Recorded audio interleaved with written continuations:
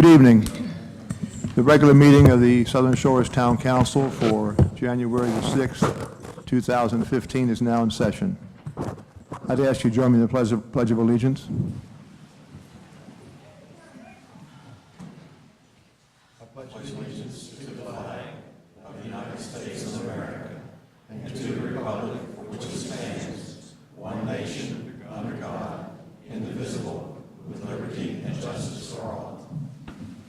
Thank you.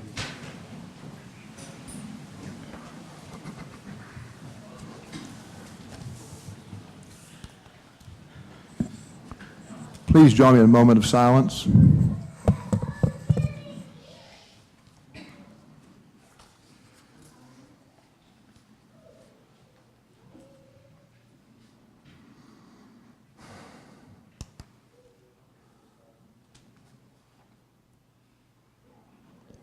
Thank you. Council, one amendment to the agenda, minor amendment under item 7, public hearing portion. We're going to reverse A and B. We'll address the B portion first and the A portion second. I move that the agenda be approved with those amendments. Second. Thank you. All in favor? Aye. Aye. Thank you.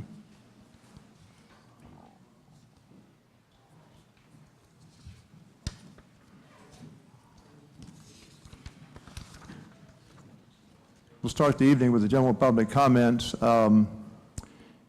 If your comment concerns the public hearing matters that are coming up later on in the agenda, I would suggest you hold your comment till that time. You'll be given an opportunity to speak on those particular matters at that time. If other comments you're welcome to make at this time, once I get the list. And we encourage your public comment. All speakers must recognize the utmost importance of maintaining the decorum of town meetings and the need for all to have an opportunity to speak in a timely and uninterrupted manner. Please limit your comments to 3 minutes. Speak courteously and respectfully to the council as a whole. The 3-minute time allotted is your time to speak. You may choose to use all of it or less, but it is not transferable to anyone else. Public comment is your opportunity to provide input on town matters. It is not meant to be a dialogue exchange between you, members of the council, or others in the audience. Thank you.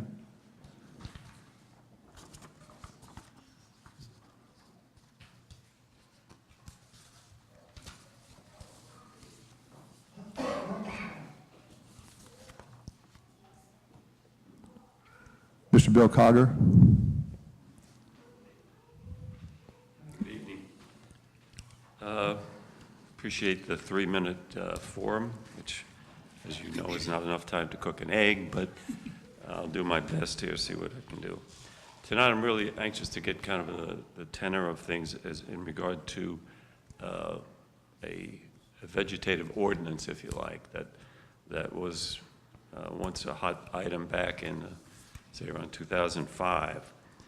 I think it might be an ideal time to reinvigorate that whole effort. If you remember back then, that was during Don Smith's administration, we almost had a viable ordinance.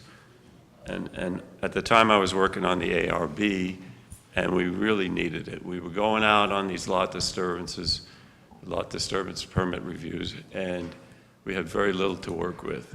All we had was our powers of persuasion, common sense, and the fact that the town is proud of its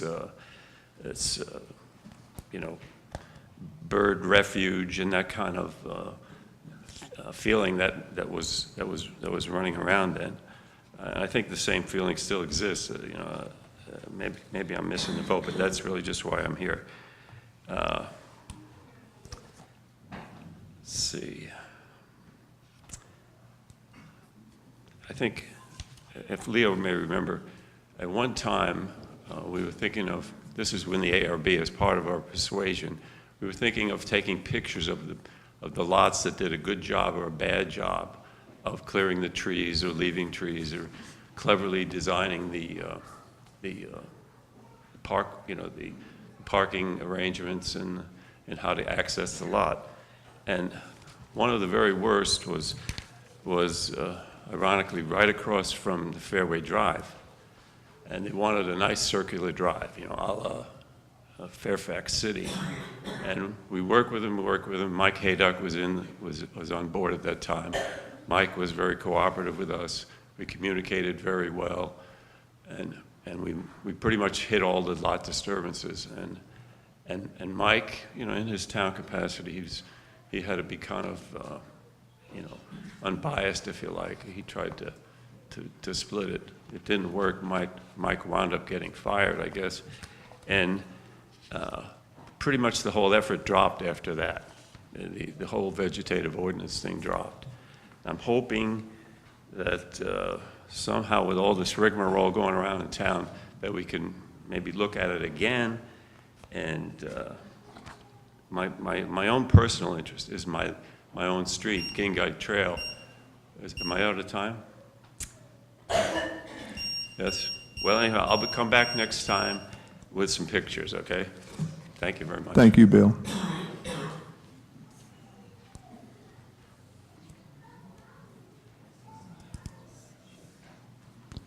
Tommy Carroll. Good evening, Council. Happy New Year to you all. Healthy New Year. Mayor, I had asked last time for you to address a rumor concerning the stop sign on Northeast and South Dogwood. So at the appropriate time, if you could do that, that would be great. Thank you. Appreciate it. Thank you.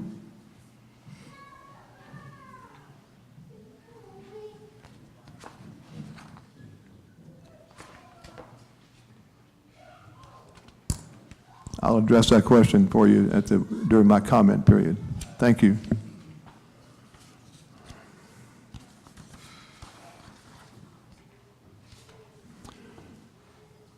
Council, I need a motion to approve the consent agenda. So moved. All in favor? Aye. Thank you. I think it's time to turn the meeting over to Chief Cole for recognition of promotions of law enforcement officers.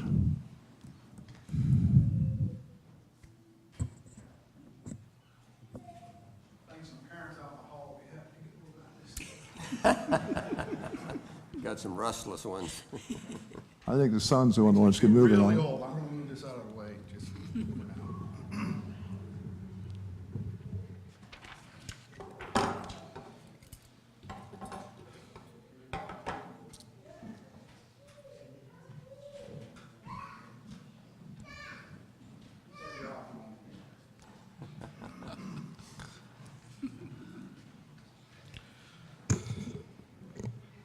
Mayor, members of council, it's my privilege tonight to announce the most recent promotions for the town of Southern Shores Police Department. 30 years ago, that was me. Now I really feel old, but it's kind of nice to see this come full circle. You have a fine police department. This is truly a good reflection of that. First one I'd like to have to come out here is John Slagle, his wife Miha, his son Ethan, and his mother Cynthia is in the audience. John was born and raised in New Jersey. Can't be helped. We won't know. He has a total of 19 years of law enforcement experience. He had 5 years with Edenton, and he spent the last 14 with the town of Southern Shores. And he lives in Southern Shores with his wife and his son Ethan, who likes trucks, lots of trucks. At this time, I'm going to ask his wife, excuse me, to pin him carefully. Yes.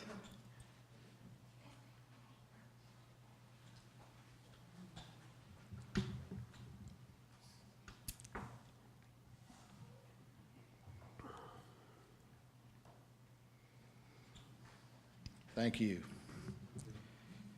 Brad Eilert. His wife Becca. Their son Braden and Barrett. Come right up there. Brad is a sergeant who is being promoted to first sergeant. Brad has picked up some more responsibilities. As most of you know, we were very fortunate to have received and been awarded a school resource officer grant. So he'll have the added addition and burden of overseeing that position and seeing that that has a smooth flotation. Brad was born and raised in Petersburg, Virginia, so he's not a Yankee like the Jersey boy. Brad has 16 total years of law enforcement. He had 2 of those years in the state of Virginia. He had 12 years with Nags Head, and he currently has 2 years here with the town of Southern Shores. And I'm going to ask his wife, Becca, to pin him.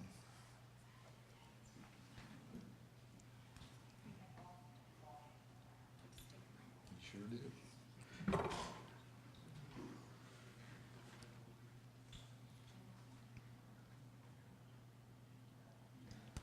Got your vest on, right?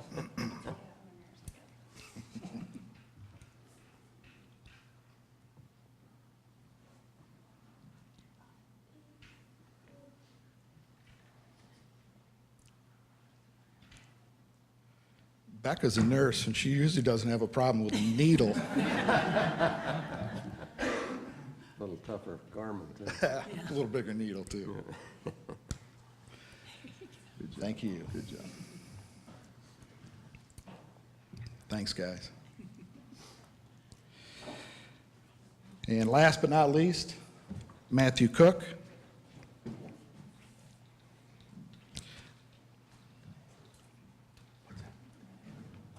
Yep, gotcha. Matt is here with his son Colton and his mother Diane. Colton, go. Colton, hide. Okay. Is your stepdad? And also your stepdad, raise your hand, Gary, over in the back corner. Glad to have you here. Matt was born and raised in Hickory, North Carolina, so he's kind of a local boy, more local than the rest of us. Matt has 8 total years of law enforcement, 2 of those with the town of Nags Head, and 6 years with the town of Southern Shores. Matt is also one of our top-notch police investigators as well, and he is being promoted to the position of sergeant, which he has dearly earned. I'm going to ask his mother to pin him.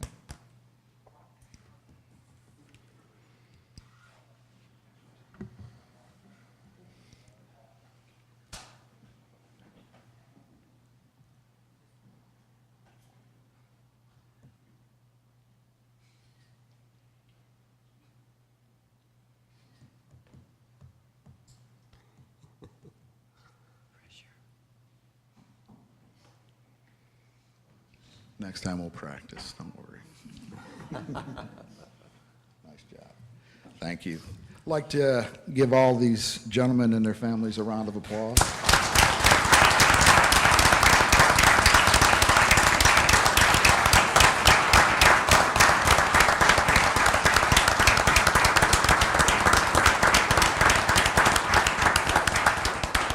I would just like to personally thank each and every one of them. As you know, in the media, the cops really haven't gotten a good break lately. But what you see here is a good reflection of what the town of Southern Shores is all about, and that's their family. So thanks again for coming. Appreciate it. Thank you.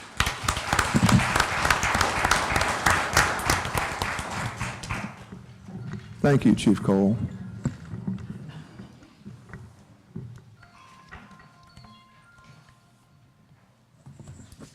These are the kind of times that make you really appreciate where you live and the kind of people we have working for our town. Unbelievable group of people. Thanks again, Chief. Our town planner, Wes Haskett.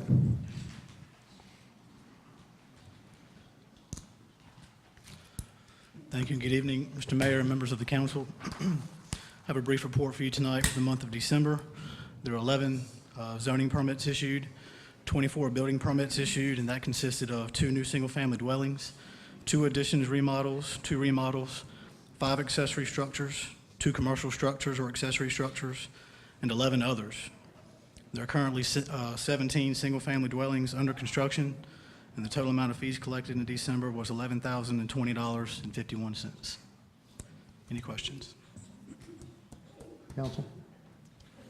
Thank you, Wes. Thank you.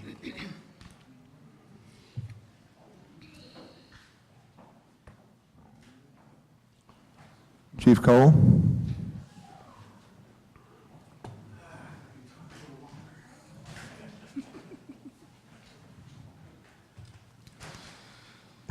Thank you. Southern Shores Police Department's report for the month of December 2014 had a total of 950 calls for service. That was 49 more than we had last year. Out of those calls for service, here's some of the quick breakdown. As you can see, officers conducted 185 business checks, out rattling the doors, 151 residence checks. We had 14 mutual aid requests, 39 direct traffic, 26 suspicious condition calls. We responded to 9 alarms. Officers conducted 92 traffic stops, and we had another 212 extra patrols. Just a breakdown of the incidents, we had 23 of those. As you can see off to the side on the right, it's a little small print, but we had 1 B&E burglary, 13 larcenies, a fraud, vandalism. And then we had the criminal sale violation, drug violation, and 1 trespass. We had 3 criminal arrests for December. 1 was larceny, and the other 2 were domestic related. Citations, officers handed out 42, and we handed out another 40 warning citations. 2 local town ordinances, those were parking in the right-of-way, and we responded and handled 6 motor vehicle accidents in December. Questions? Yes, sir. Can you share with us any updates on the recent spate of mail theft that's been reported in the Yes. media? What I can tell you is that we met almost the whole day today with the federal postal inspectors, and that's all I can tell you for now. But more charges will be pending. Lots depend on what the federal part of this decides before we pursue it with state charges. Is there any recommended precaution that the residents could be employing to kind of minimize the situation? I'll tell you, you shouldn't have to, but if I'm mailing out mail, it goes in the blue box over here at the marketplace. It's very difficult. My guess is this has been going on for a long time. These individuals just got greedy, and that's how we found out about it. Because a lot of times, you'll put Christmas envelopes in the mail, and you will be amazed how many people still put cash in the mail. And a lot of times, grandmas and grandpas get upset because they didn't get a thank you. Well, it's probably because their grandkids may not have even gotten the money. So it's one of those crimes where it's hard for us to deal with if we don't know about it. So a lot of times, that's the main reason we did the news release, and we could only put out just so much, but we wanted to get it out to let the people know that, just because you mailed something out, it'd be a good thing to try and check and see that it actually got out. Because a lot of people didn't even know they were victims, to be honest with you. So just be careful what you're putting out, kind of keep an eye on your mailbox, but my best recommendation is to put it in one of the secured mailboxes. Anything else? Thanks. Thank you. Thank you, Chief.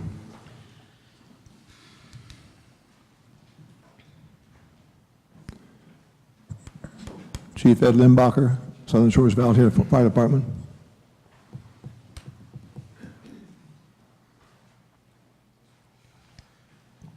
Good evening, everybody. Good evening. For the month of December, the Southern Shore Fire Department responded to 32 calls, typically, obviously, our slow time of the year. Breaks down pretty much like this. 1 structure fire, which is on High Dune Loop. I believe I talked to Jody about that. 1 cooking fire container. 21 EMS assists or calls. 1 motor vehicle accident with injuries. 1 public service, or 3 public service 1 move up or standby, 1 dispatch but canceled en route, 1 false alarm, and 1 alarm with an activation but was no fire, unintentional. Anybody have any questions? Counsel? I don't have- Thank you. Thank you, Chief.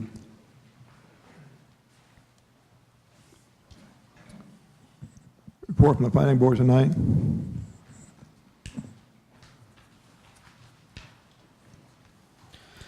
The planning board chairperson and vice chairperson both were ill tonight, and they were unable to attend, so I'll be filling in for them and giving the planning board report. You should have received a copy of it in your packets. And at the December 15th, 2015 planning board meeting, the board recommended approval of SPA 1401 and ZMA 1401. With respect to SPA 1401, the planning board unanimously, 5-0, recommended approval of the proposed site plan amendment to the previously approved Southern Shores Crossing Shopping Center site plan for a second entrance and exit that connects to NC 12. The board included the following conditions of approval. Number 1, that the proposed 5-foot sidewalk shall have a width of 6 feet. And number 2, that the applicant must strictly abide by all requirements of the town zoning ordinance, which includes landscaping requirements, lot coverage restriction, etc., and must also strictly comply with all other applicable local, state, and federal requirements. With respect to ZMA 1401, the planning board unanimously 5-0 recommended approval of the proposed zoning map amendment, which is a proposal to rezone 11 Ocean Boulevard from RS1 Single Family Residential District to C General Commercial District. The board is also required to adopt a statement describing whether its action is consistent with the currently adopted comprehensive land use plan and explain why the board considers the action taken to be reasonable and in the public interest. The board included the following statement in its recommendation. The planning board finds that the proposed zoning amendment is inconsistent with the town's currently adopted comprehensive land use plan. However, the planning board considers the action taken reasonable and is in the interest of public safety. That concludes the planning board report. Thank you, Wes. Thank you.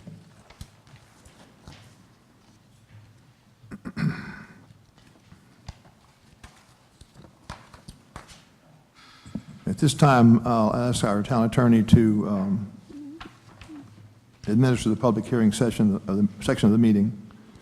As I think I indicated a minute ago, we're going to reverse the order, A and B. Yes, Mr. Mayor. So if you take over. I'll be glad to do that. Thank you. Mr. Mayor, Yes. before we get into this discussion, I believe I need to ask a couple of questions concerning myself and when it involves these matters. Either the possibility of conflict of interest or including whether I should be recused from any of these matters. As a matter of disclosure, I am an employee of Southern Shores Realty Services Incorporated, which is, to my knowledge, not involved directly in this, but I do believe that the principals or those that have an interest in the company do reside in the same building which I work. I've not been approached on any of this matter by my employer. I have not had any discussion concerning it, and I have no financial interest specifically with either of the companies involved or the matter at hand.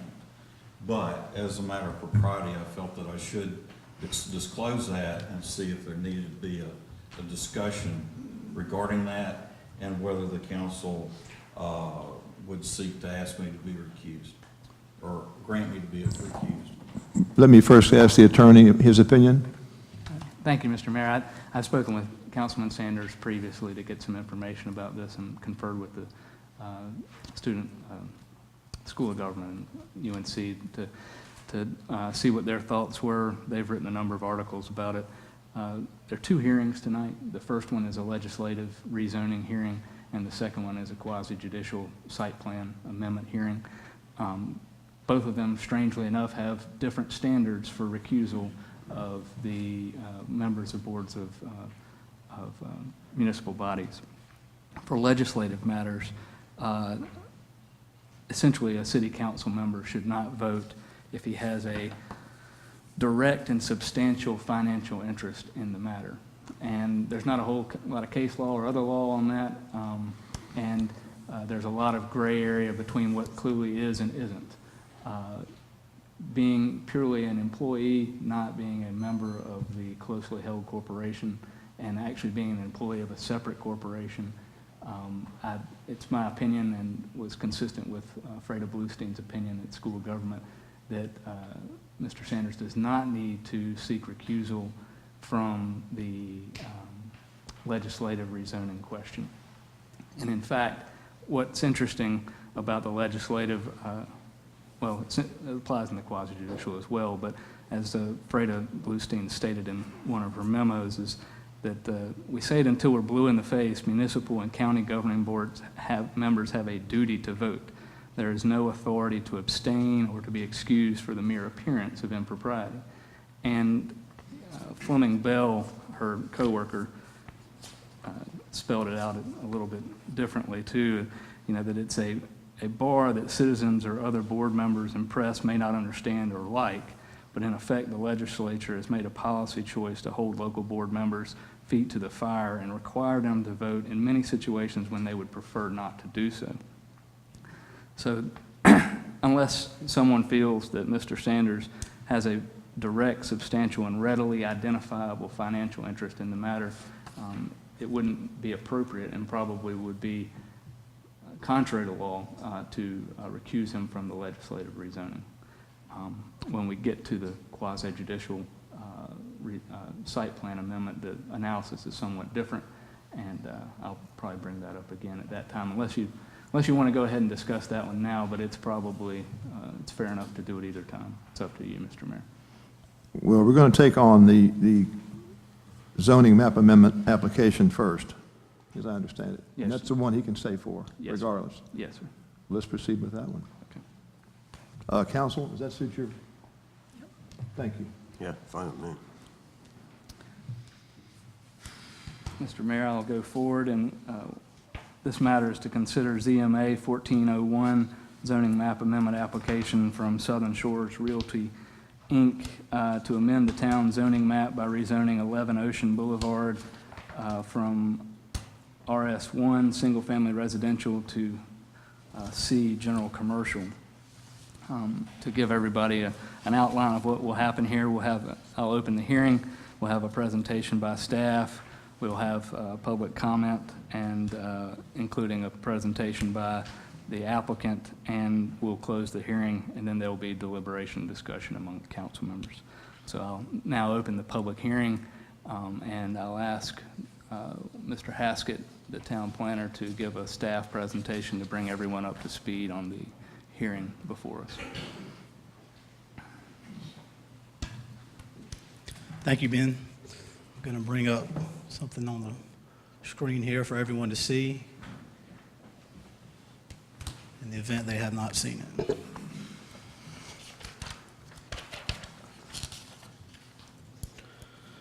The first application before you tonight is ZMA 1401, which is an application from Michael K. Stone. The applicant's representative will be Michael W. Strader with Quibel & Associates. And the requested action is a zoning map amendment for 11 Ocean Boulevard to be rezoned from RS1 Residential District to C General Commercial District. The existing land use for the subject property is commercial, as established in the town's currently adopted land use plan. Excuse me, let's see. I'm sorry, that's incorrect. It's residential, excuse me. The surrounding land use and zoning to the north is residential, and it's zoned RS1 Single Family Residential District. To the south is commercial, C General Commercial District. To the east is residential, RS1 Single Family Residential District. And to the west is commercial, C General Commercial District. The applicable regulations from the town code is the town zoning ordinance, Article 3, interpretation and definition of terms, Article 7, schedule of district regulations, and Article 14, changes and amendments. Staff's analysis is that the applicant seeks approval to amend the town's currently adopted zoning map by rezoning 11 Ocean Boulevard from RS1 Residential District to C General Commercial District in order to provide for a new entrance and exit to the existing Southern Shores Crossing Shopping Center. The subject property is adjacent to the shopping center and under same ownership. The town zoning ordinance states that the town council may, on its own motion or upon petition by any person within any zoning jurisdiction of the town, after public notice and hearing, amend, supplement, change, modify, or repeal the regulations herein established or the maps which are a part of the chapter subject to the rules prescribed in the article. No regulation or map shall be amended, supplemented, changed, modified, or repealed until after a public hearing in relation thereto, at which all parties and interests and citizens shall have an opportunity to be heard. Another thing to keep in mind is to consider what the current permitted uses are. You should have received in front of you a list of the current permitted uses and conditional uses for both the RS1 residential district and the C general commercial district. So those are in front of you as a reminder. Staff's recommendation, the land use plan identifies the subject property as residential, and it is located in the RS1 residential zoning district. Goal 2 of the town's currently adopted land use plan is to protect, enhance, and support land uses that are compatible with surrounding land uses and maintain the existing community character of Southern Shores. Policy 2 in the land use plan calls for maintaining a low-density residential community comprised of single-family dwellings on large lots served by a small commercial district. Action item 2A states that the town will promote the maintenance of the boundaries of all zoning districts as they were defined as of September 2007. Accordingly, town staff must conclude that a proposed amendment is inconsistent with the town's currently adopted land use plan. However, in the interest of public safety, town staff recommends approval of this application. At the December 15th Planning Board meeting, the board unanimously 5-0 recommended approval of the application and included the following statement in its recommendation. The Planning Board finds that the proposed zoning amendment is inconsistent with the town's currently adopted comprehensive land use plan. However, the Planning Board considers the action taken reasonable and is in the interest of public safety. And just as another reference, I will show you the current zoning map as it is today. As you can see here, where I have the mouse, this is the C general commercial area. This is the shopping center. The subject property, the lot in question, is right here underneath the icon zoned RS1. That concludes my staff report, Mr. Mayor, members of the council. If there are any questions, I can try to answer those at this time, or I can wait. Mr. Hasker, do you want to mention the protest petitions at this point? We can. The protest petitions, we did receive 2 of them. One was submitted at the December 15, 2014 Planning Board meeting. The second was received this past Friday, which I believe was January 2nd, and that was received at 4:59 p.m. The town attorney and we did review and analyze these protest petitions. You should have received a memo in your packets that addresses the validity of the petitions. And in both situations, they cannot be accepted. In the first that was submitted on December the 15th at the Planning Board meeting, it lacked the number of signatures required. In this case, or in rezonings, a protest petition, it has to meet certain criteria. And in the situation with the first protest petition submitted on December the 15th, there were 2 signatures. However, there was one that was within the required 100-foot buffer area of the subject property. The other signature was of a gentleman who resides or owns property on Skyline, which is out of the 100-foot buffer area. The second protest petition that was received on this past Friday, January 2nd. And one of the other criteria for a protest petition is that it must be submitted at least 2 full working days prior to the date of the hearing. In that situation, unfortunately, there was a holiday on Thursday for New Year's Eve, and the application should have, or the protest petition, excuse me, should have been submitted on Wednesday instead of Friday. There's a memo explaining that, and we did go through and look at the number of property owners involved and the number of parcels. I believe there were a total of 11 parcels and a total of 22 property owners that could have signed on the protest petition. And I will note that the second protest petition did contain the required number of signatures, or signatures that would have made it valid. And in the event that a protest petition could have been accepted, it would have triggered that your vote on a rezoning application requires a 3/4 supermajority instead of a simple majority vote. So it still would have been considered, but it would have required a different outcome on a vote. Thank you, Ben. Thank you, Wes.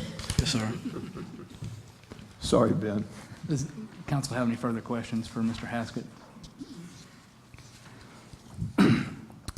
I'd ask that the, Counsel? Excuse me. Yeah. Any questions? Okay. I'd ask that the representative of the applicant come forward if they wish to speak. Thanks, Ben. Mayor, council members. I'm Wyatt Booth, Van Deventer Black. We have an office just up the street here off of Juniper.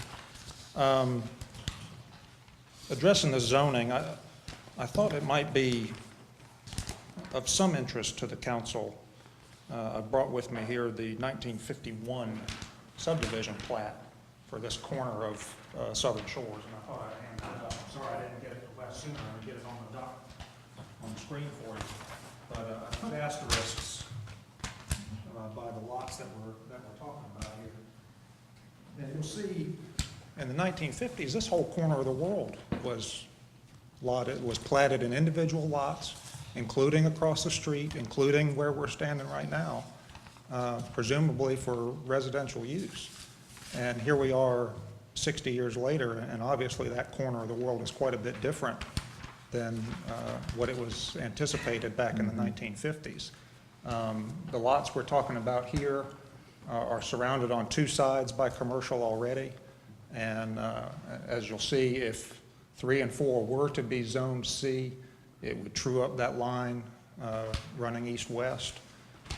It wouldn't significantly expand the commercial zone in this area. And I think it would most likely be for the betterment of the town, for the betterment of the general welfare of this corner of the town to convert this to commercial, because it'll create some flexibility there that doesn't exist right now. And obviously this is a sort of congested corner with lots of ins and outs already.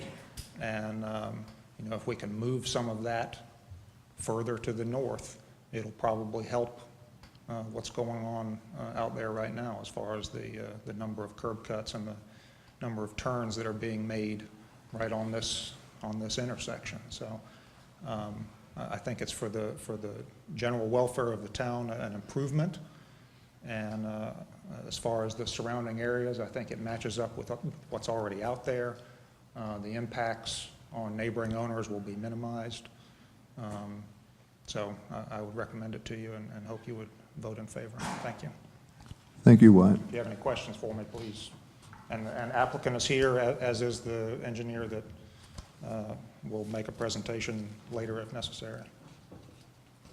Does anyone on the council have any questions? Okay. Thank you, Mr. Booth. Thank you. Now it's going to be the opportunity for public comment. There was a public hearing sign-up sheet for this. There's no one signed up, but I'm going to give a last opportunity for anyone who wishes to speak to the rezoning question. Not the site plan will come up later, but to the rezoning question, if you'd raise your hand, and I'd recognize you and let you come forward. Yes, sir. Could you come up and speak at the podium, please, so that we can record? And if you could state your name and address. Sure, thank you. I wasn't aware that there was a difference in the sign-up sheet, so maybe that's my fault. My name is Andrew Darling. I'm a resident of Southern Shores, and as many of you know, I represent an organization called the Preserve Southern Shores. Firstly, I want to say I have recognized that Southern Shores Realty is an excellent local company, and I have no problems with the company, its employees, or its business. However, I am a little concerned about rezoning from residential to commercial. Yes, it may have happened in the past, but can anybody answer whether we've had a recent precedence for rezoning? Because the one thing about rezoning is that it can have ripple-on consequences.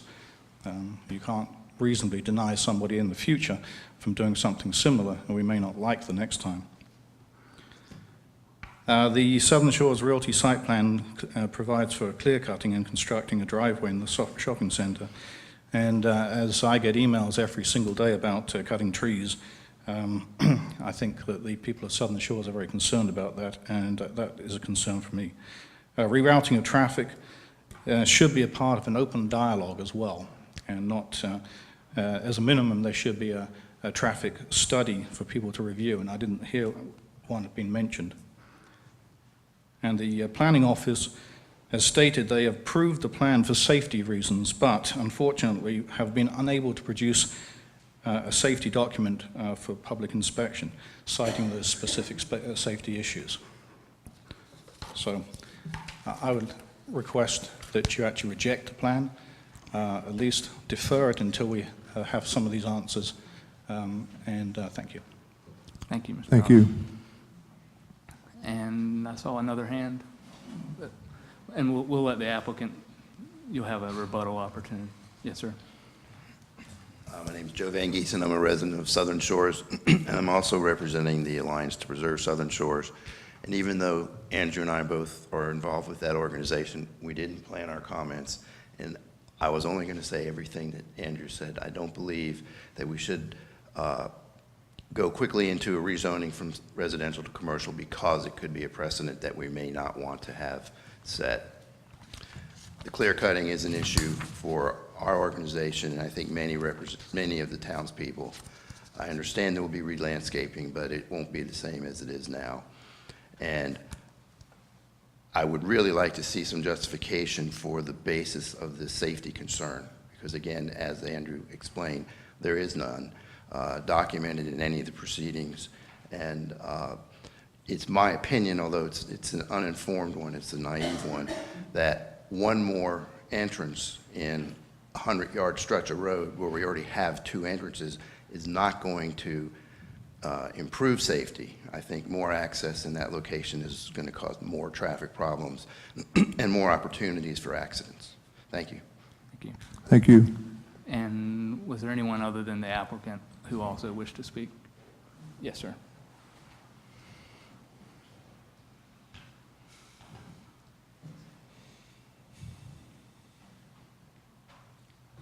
Ladies and gentlemen, my name's Jim Monroe.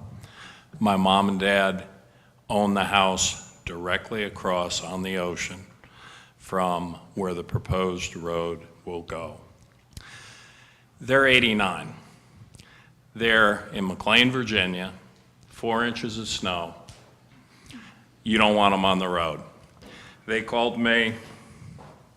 I didn't really get dressed up to meet any of you guys. The only one I've met before was David, when my house almost burned down in 1997.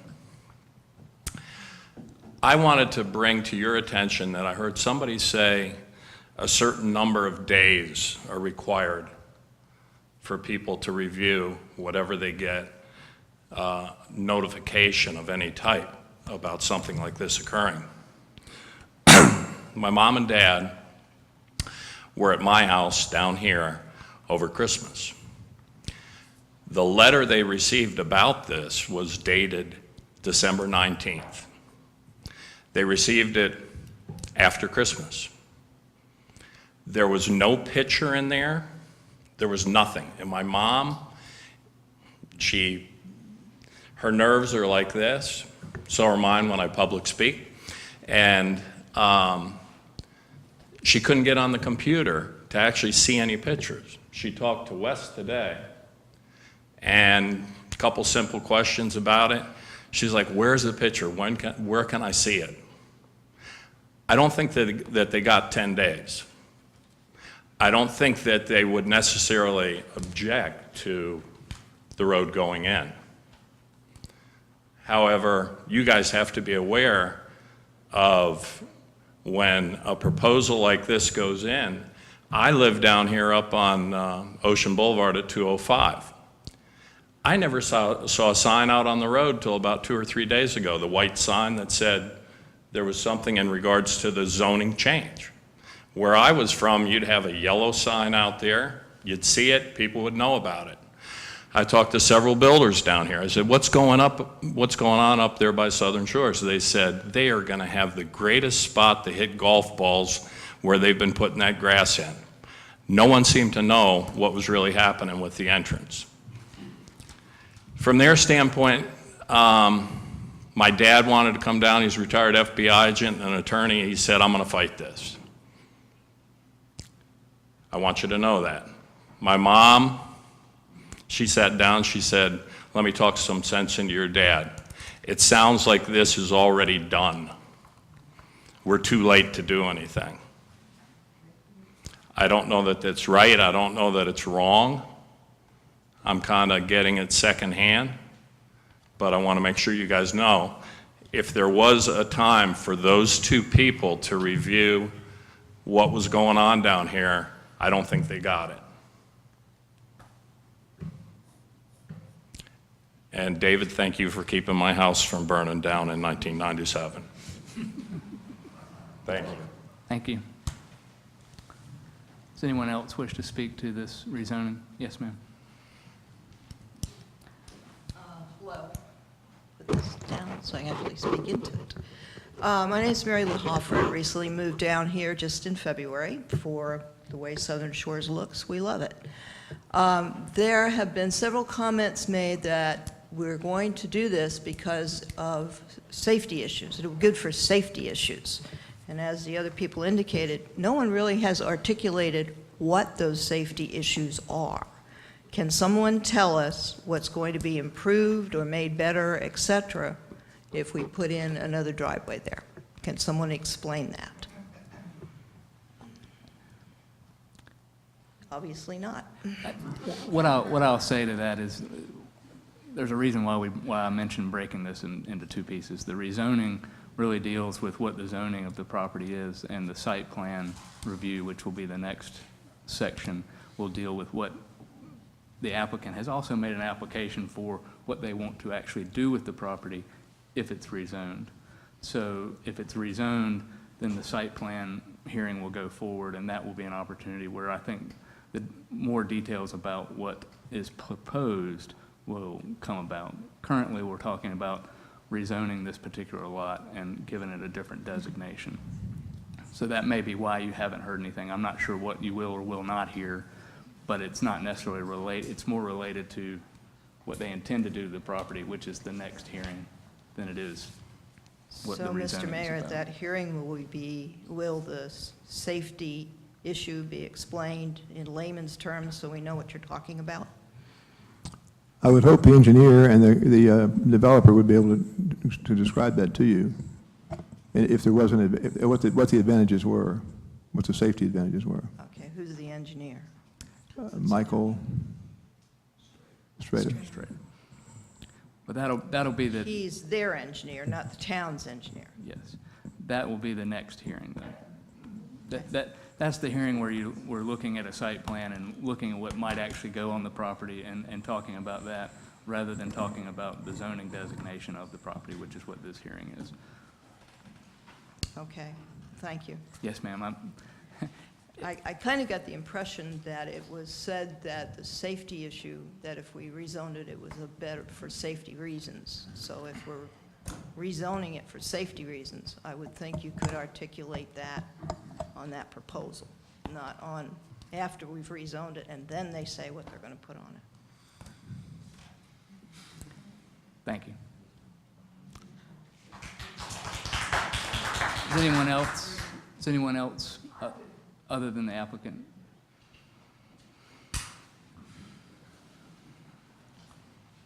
I just like to make the comment that I wonder if this council would rezone the property to commercial if they weren't going to approve the site plan.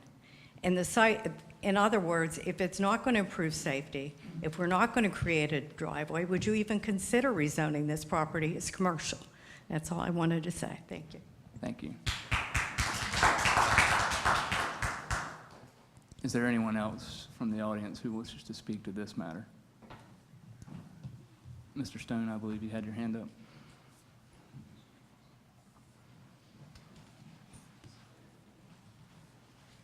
Yes, we will address the safety issue in the next session.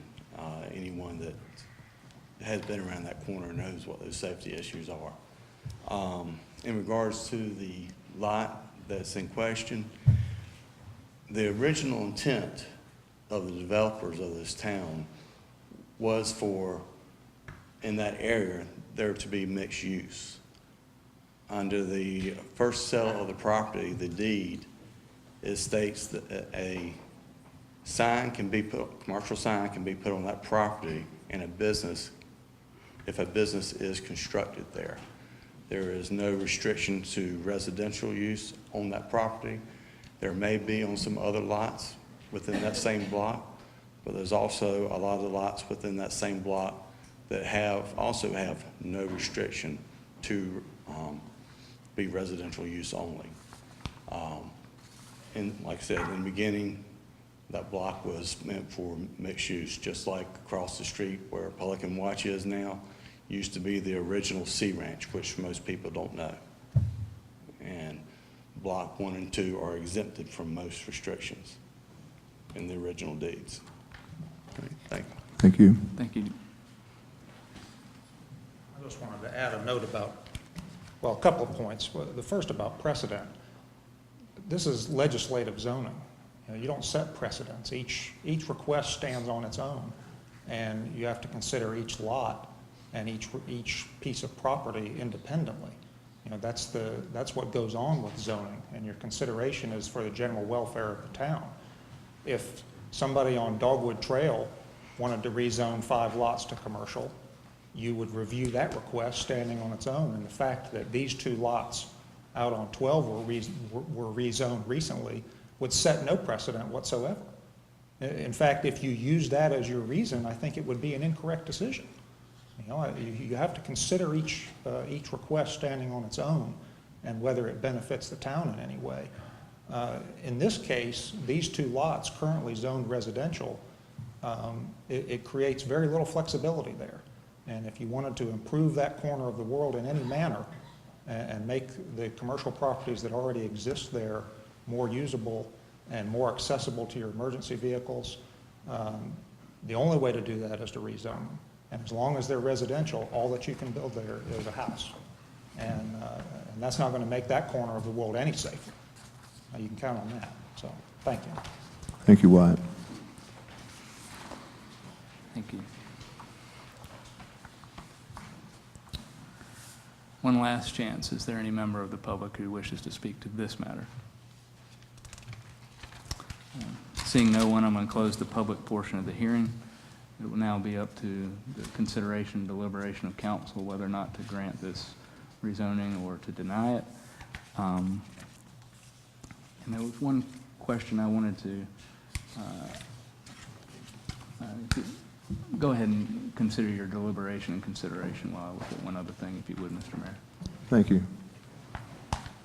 Council, any thoughts?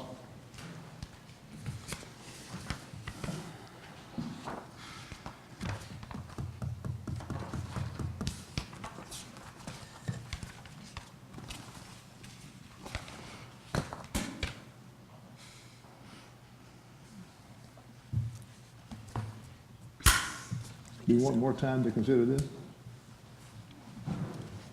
Is that what some of you are thinking, or is that just my thought? No, what I was thinking through was this. I know when this original shopping center was built, that the original plans called for an entrance to be at this exact place, because this concern and the safety issues then were the concern of the curve of the road up at the upper end. And that is where the safety issues occur, where it goes around the curve. Excuse me, I'm sorry, my throat's a little bit sore. So I know that the original intent and plan for the shopping center was to have that road open.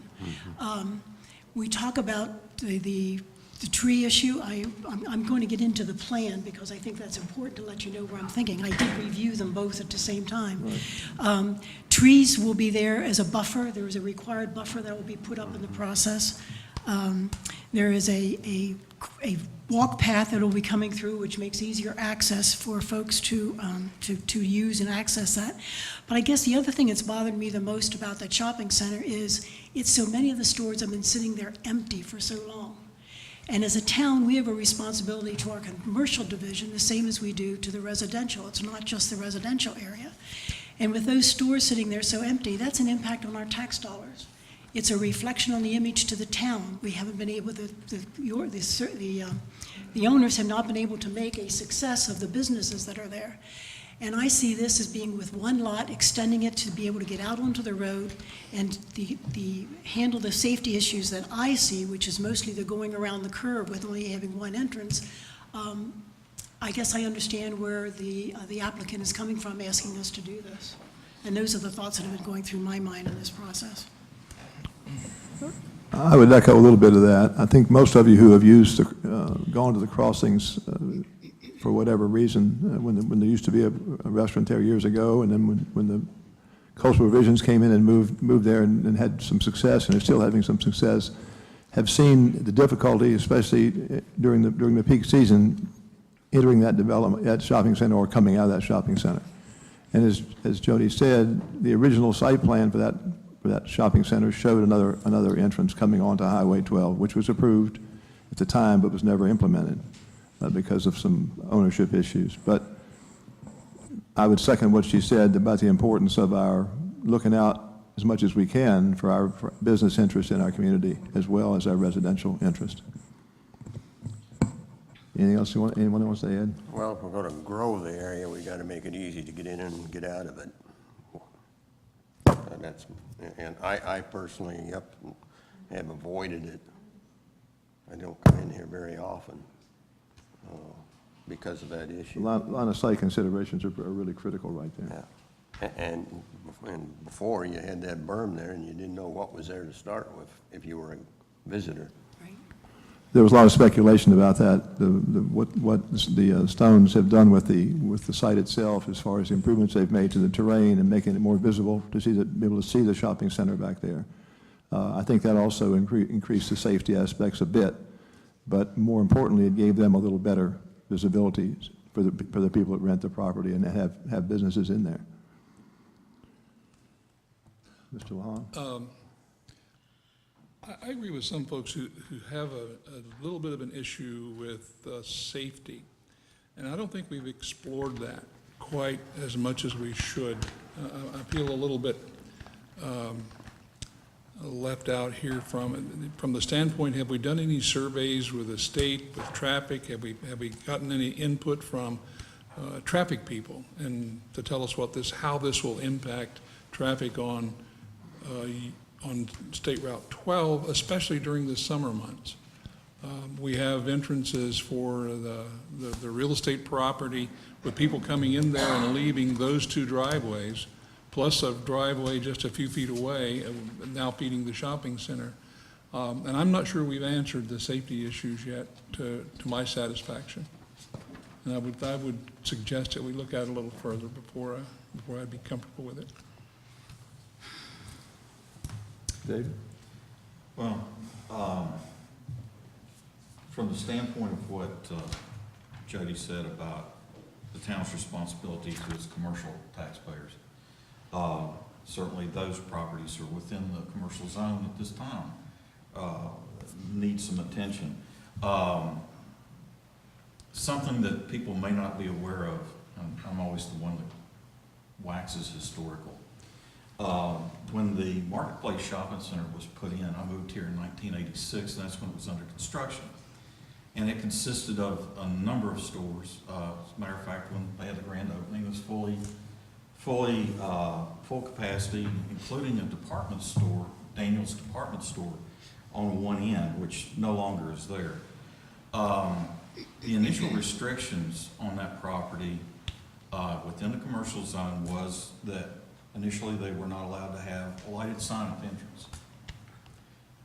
They were required to have a buffer zone that over the course of just a few years, in fact, actually hid the property. And it was a number of years before the stores were allowed to have lighted signs at night on the front So what happened was initially there was some success with the shopping center, but as the years went by, it declined to the point where Daniel's department store moved out. I would say probably by the mid-90s, 2/3 of the businesses had left, basically leaving a vacant theater, a few shops, and the food line. Now, the council did have to address back then the lighted sign up front, because within the first 3 years, there were so many accidents from people trying to turn in there when they couldn't find the entrance, including a fatality. So that was the first thing that went. But while I was fire chief, I actually became concerned because of the condition of the buildings. The false roof in the front was, the soffit was collapsing. There was graffiti all over the backs of the walls. And when I volunteered 2 years as the town fire inspector, I found that one of the businesses was actually being used to store hazardous materials without anybody's knowledge, because the windows were papered up. So eventually what happened was, I believe it was the Fireman's Fund that actually purchased the property. And of course, the first thing they did was come to the town council and start requesting things like removal of the buffer, lighted signage on the fronts. And it rejuvenated that property, which as a fire chief, I was beginning to get a little bit afraid of. So, government restrictions on commercial properties in the past within our commercial zone have been restricted in the past to the point where they couldn't function as a business. And I think you see that in the crossing right now. I don't know how many vacancies there are over there, but I do know that several of the businesses that opened up over there are no longer there. There used to be a Quiznos, there used to be a Divas Spa, there used to be a pet store, a knitting store. Several businesses have been in and out of there. So there's something wrong with the property as far as people's ability to get in and out. So that's not a safety issue, but as Jody said, we have a responsibility, in my opinion, to see that the businesses that are allowed to operate within the town are allowed to operate in a manner in which they are successful. Thank you, David. Any other thoughts?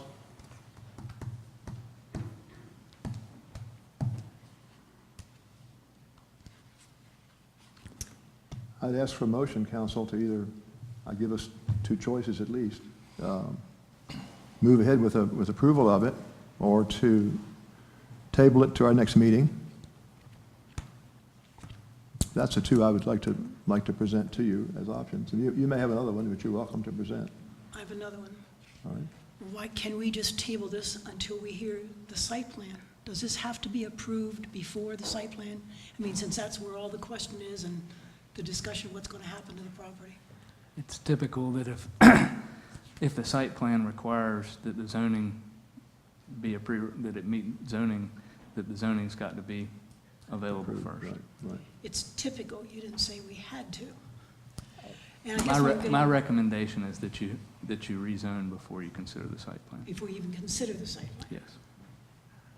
That makes sense. Rezone or not, if the zoning needs to be in place before a site plan can be determined to meet the zoning. Okay. So. Which also answers the question that the lady had, is why we're doing it one way rather than the other. Well, the other answer to that too is that they've also applied for both. They've applied and they've paid an application fee, and they've asked for the opportunity to be heard on both a rezoning and on a site plan amendment. And I have one other question. Is there special wording that we have to use in a motion with regards to the land use plan, like the planning board did? Yes. Can you tell me what those words are? Yes. I mean, one would want, if you were going to find it to be consistent or inconsistent is going to be the word that changes here. But one would want to make a motion to adopt a statement that the council's action to grant or deny, whichever one you decide to do, the application for the zoning and map amendment that's before us is or is not consistent with the town's adopted land use plan and any other official plan that is applicable, and that the action was reasonable and in the public interest for the reasons stated by the various commissioners during the discussion of the motion for grant or denial, the action being grant or denial. So it would not be atypical to make a motion to grant or deny, and then I would provide a more clear statement of that language that someone could say, so moved, and adopt. That's what I was going to suggest. I make a motion that we grant the request to rezone this to its commercial Class C, plus all whatever the words that you think we should have in there. Plus a motion to, in addition to that, adopting a statement that the town council's action to grant the application for a zoning and map amendment, in this case, is consistent or is inconsistent with the town's land use plan, but is reasonable and in the public interest for the reasons stated by the various commissioners during discussion of the motion for approval. Okay, which we did, okay. Anybody want a second? Do I have a second? I'll second it. Any further discussion? Yeah, I have no objection to voting on simply rezoning, because I don't see it changes anything other than putting a different number on the piece of paper. But I will reserve my vote this is not a vote for approving the site plan by any means. No. It's just a zoning vote Just the as far as zoning. I'm concerned. Just the Exactly. zoning. Just the zoning. David? No further discussion. No further discussion. I call a question. All in favor? Aye. Aye. All opposed, same sign. Anyone opposed, same sign? Thank you. Motion's been made and carried. Now we can proceed with the site plan.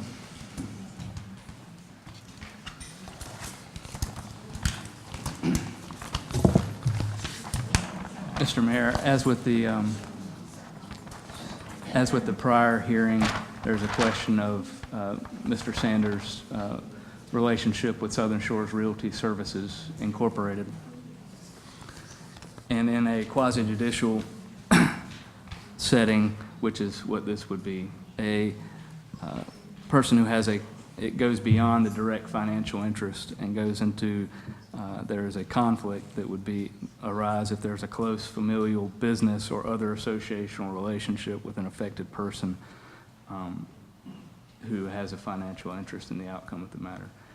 On this one, I believe my opinion would be that there probably is a close business relationship, and that you should make a motion to, someone should make a motion to consider whether or not to excuse Councilman Sanders from just this hearing. And if he is excused, he'll go out into the audience, probably towards the back, and he will refrain from being involved in the hearing.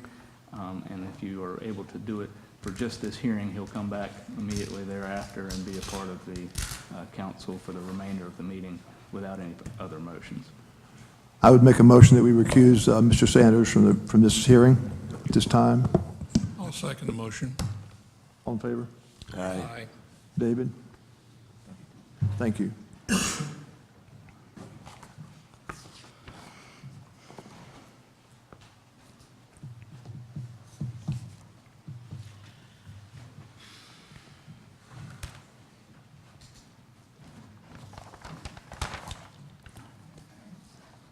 You ready for me to proceed, Mr. Mayor? I am. Thank you. This matter that's now before us is the consideration of SPA 1401, a request from Southern Shores Realty Incorporated to amend the approved site plan for the Southern Shores Crossing Shopping Center located at 1 Ocean Boulevard. In this case, to give you a brief outline of how this will occur, there'll be a swearing in of all parties who wish to give testimony in this situation. This is a quasi-judicial hearing. It's very much like a court hearing. The council relies on sworn testimony as to facts and opinions by expert witnesses, similar to a court. It's not bound by the same evidentiary rules, but it's bound by hearing competent, substantial evidence. So if you wish to give a testimony, any testimony in this, you'll have to come forward in a moment and be sworn. Following the swearing, I'll open the hearing, and there will be an evidentiary portion of the hearing. It's typical for town staff to present similar to how they did in the legislative and provide an overview of what the application is for, and then again the applicant will have an opportunity, and the parties will be, the town and the party applicant will be able to question each other and question the public members who provide testimony. The council will also be able to question anyone who's providing testimony. Following that, I will close the evidentiary portion of the hearing and allow argument by Mr. Booth if he would like, and then close the hearing itself and move on for consideration by the town council. So anyone who wishes to speak and provide factual testimony on this matter, if you'd come forward and be sworn.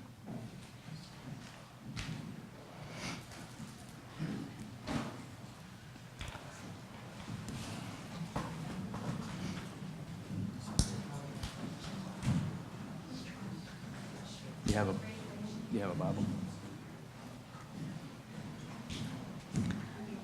It would be my preference.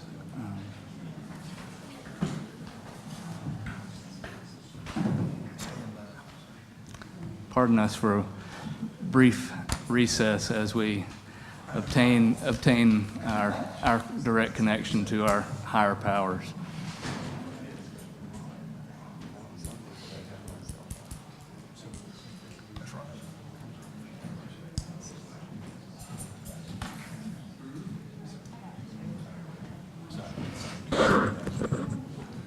We can take a 5-minute recess if you'd like, if council's okay with that. Yes, fine. So you have time to take a break if you'd like. We'll reconvene in 5 minutes.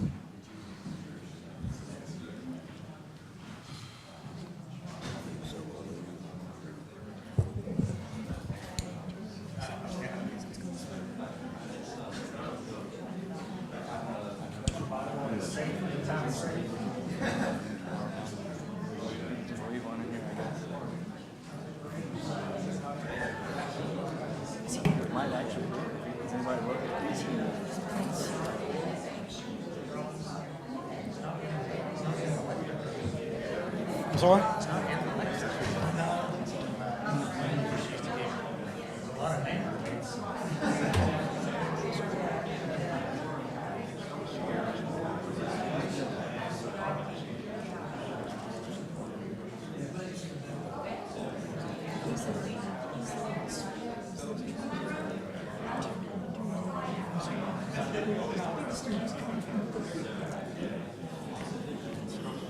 He's got his own thing.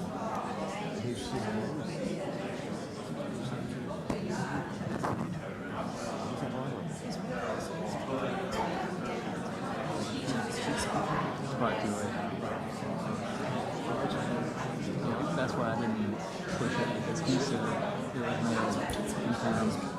But what you need to do from here on out is the day it's mailed, build a list, and right now I certify these are mailed, first class mail this day.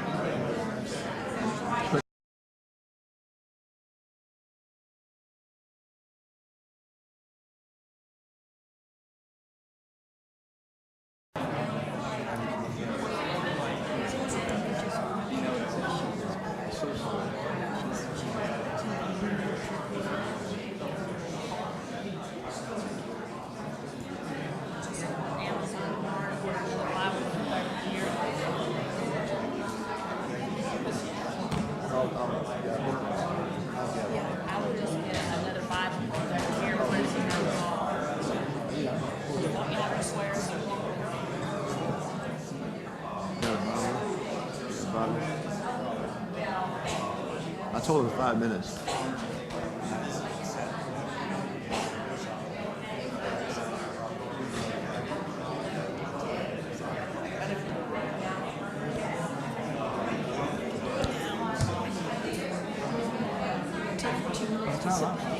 No big deal. It had crossed my mind that there might not be a Bible. I got 5 minutes up. I figured someone would have one in the box. The meeting's reconvened.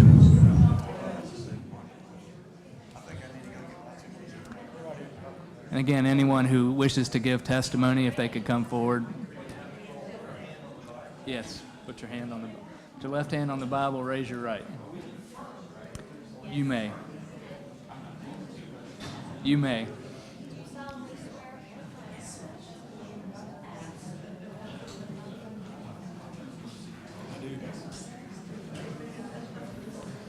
Thank you.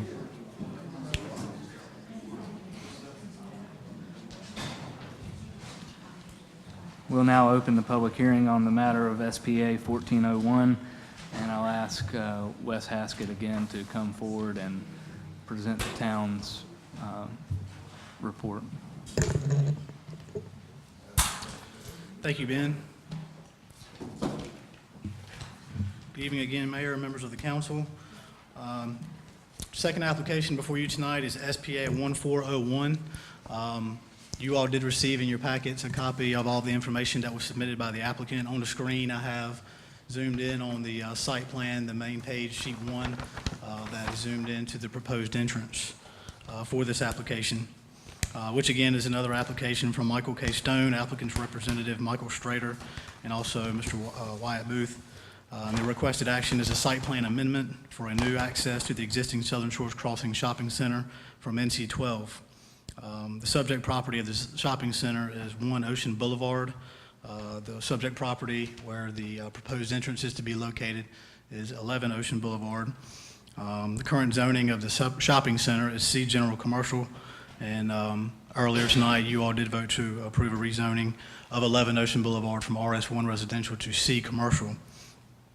Currently, as it stands with respect to the town's comprehensive land use plan, the current land use of the shopping center portion is zoned or designated as commercial, and the lot where the proposed entrance is located is designated as residential.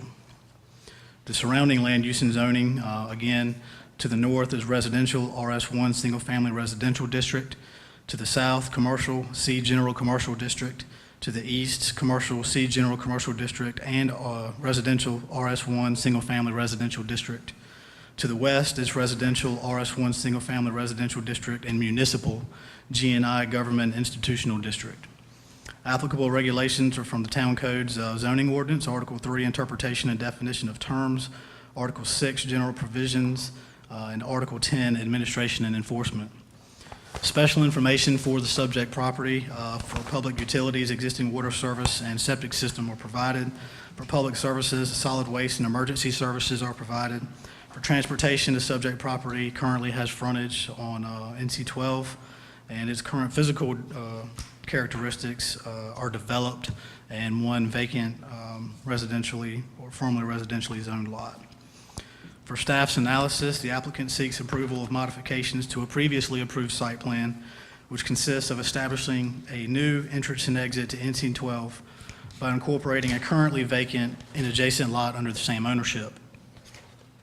The applicant is also seeking subsequently, should this be approved, a recombination of the two lots. That application would be removed administratively, and it's not, if you look closely, if you do, the boundary that currently separates 11 Ocean Boulevard from the Southern Shores Crossing Shopping Center parcel, that line would have to be vacated, and that would be done through a recombination plat, and that process is handled administratively.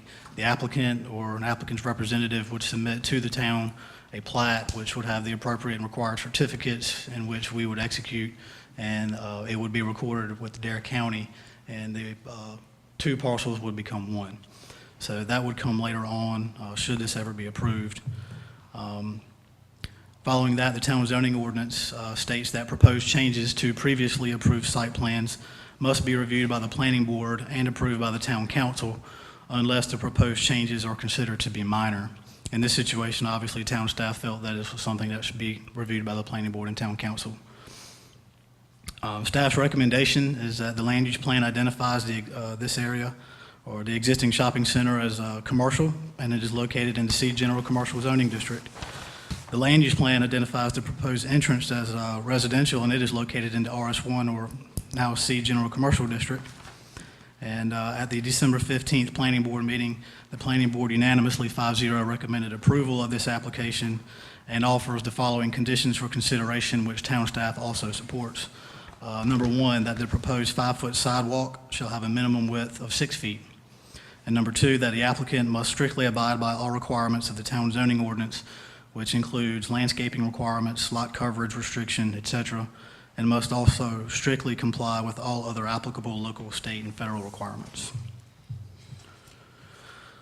That concludes my staff report. Also, in your packets, you should have received correspondence from myself with Police Chief David Cole, Fire Chief Ed Limbacher, inquiring with them if they had any objections to this proposal, and they indicated that they did not. If you all have any questions, I'll be glad to try to answer them. Oh, and one last, for the record, NCDOT, or town staff, did request, upon application for this request, we requested a review or some sort of documentation from NCDOT that they did or did not approve of this project.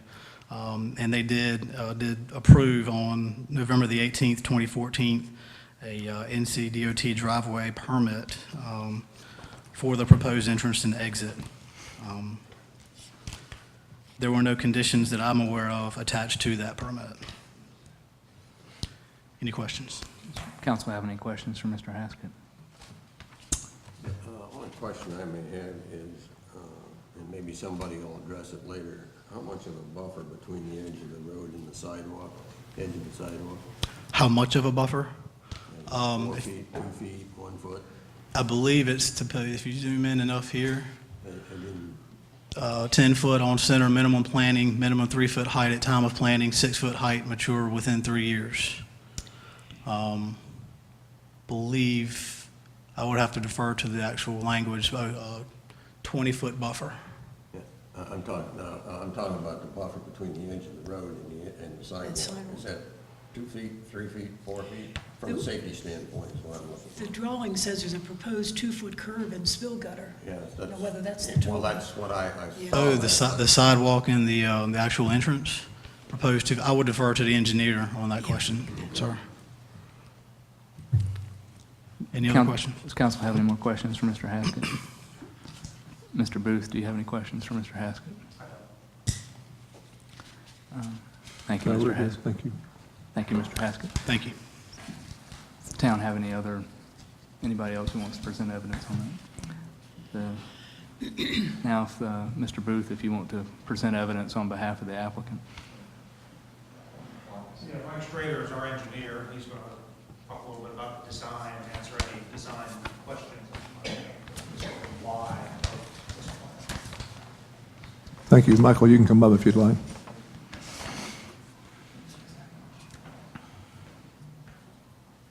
Good evening, Mayor, members of council. My name is Michael Strader.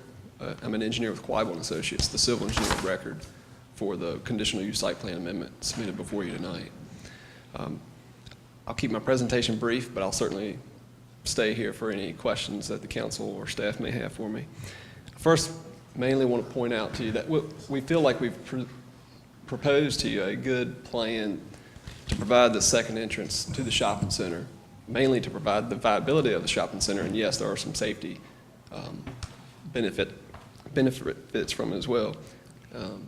My main topic here is I just wanted to point out to you that this whole project has been submitted to NCDOT, and it's been circulated through the appropriate divisions, and they've subsequently issued their approvals.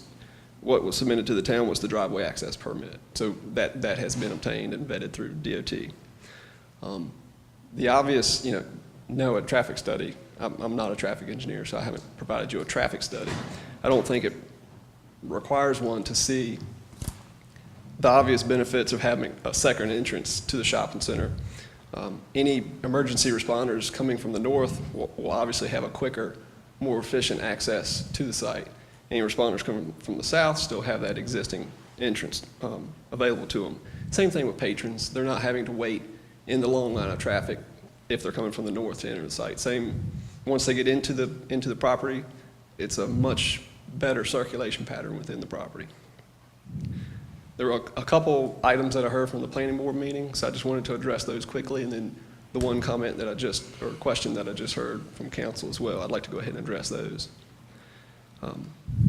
We've adjusted the buffer to not only meet the town requirements, but also the one concern or question that the planning board had. So that shows the staggered row of vegetation, 20-foot buffer has been provided. The second item that I heard was the proposed 5-foot concrete sidewalk shall be increased to a 6-foot width. First of all, I don't think that there are any requirements or code requirements that a sidewalk be required. The applicant, however, sees the benefits and has certainly agreed to provide one, and therefore that's why it's in our proposal. There's one engineering reason why I would prefer to keep it at a 5-foot width, and that's the fact that the close proximity, if you were to, let's see if I can scroll down.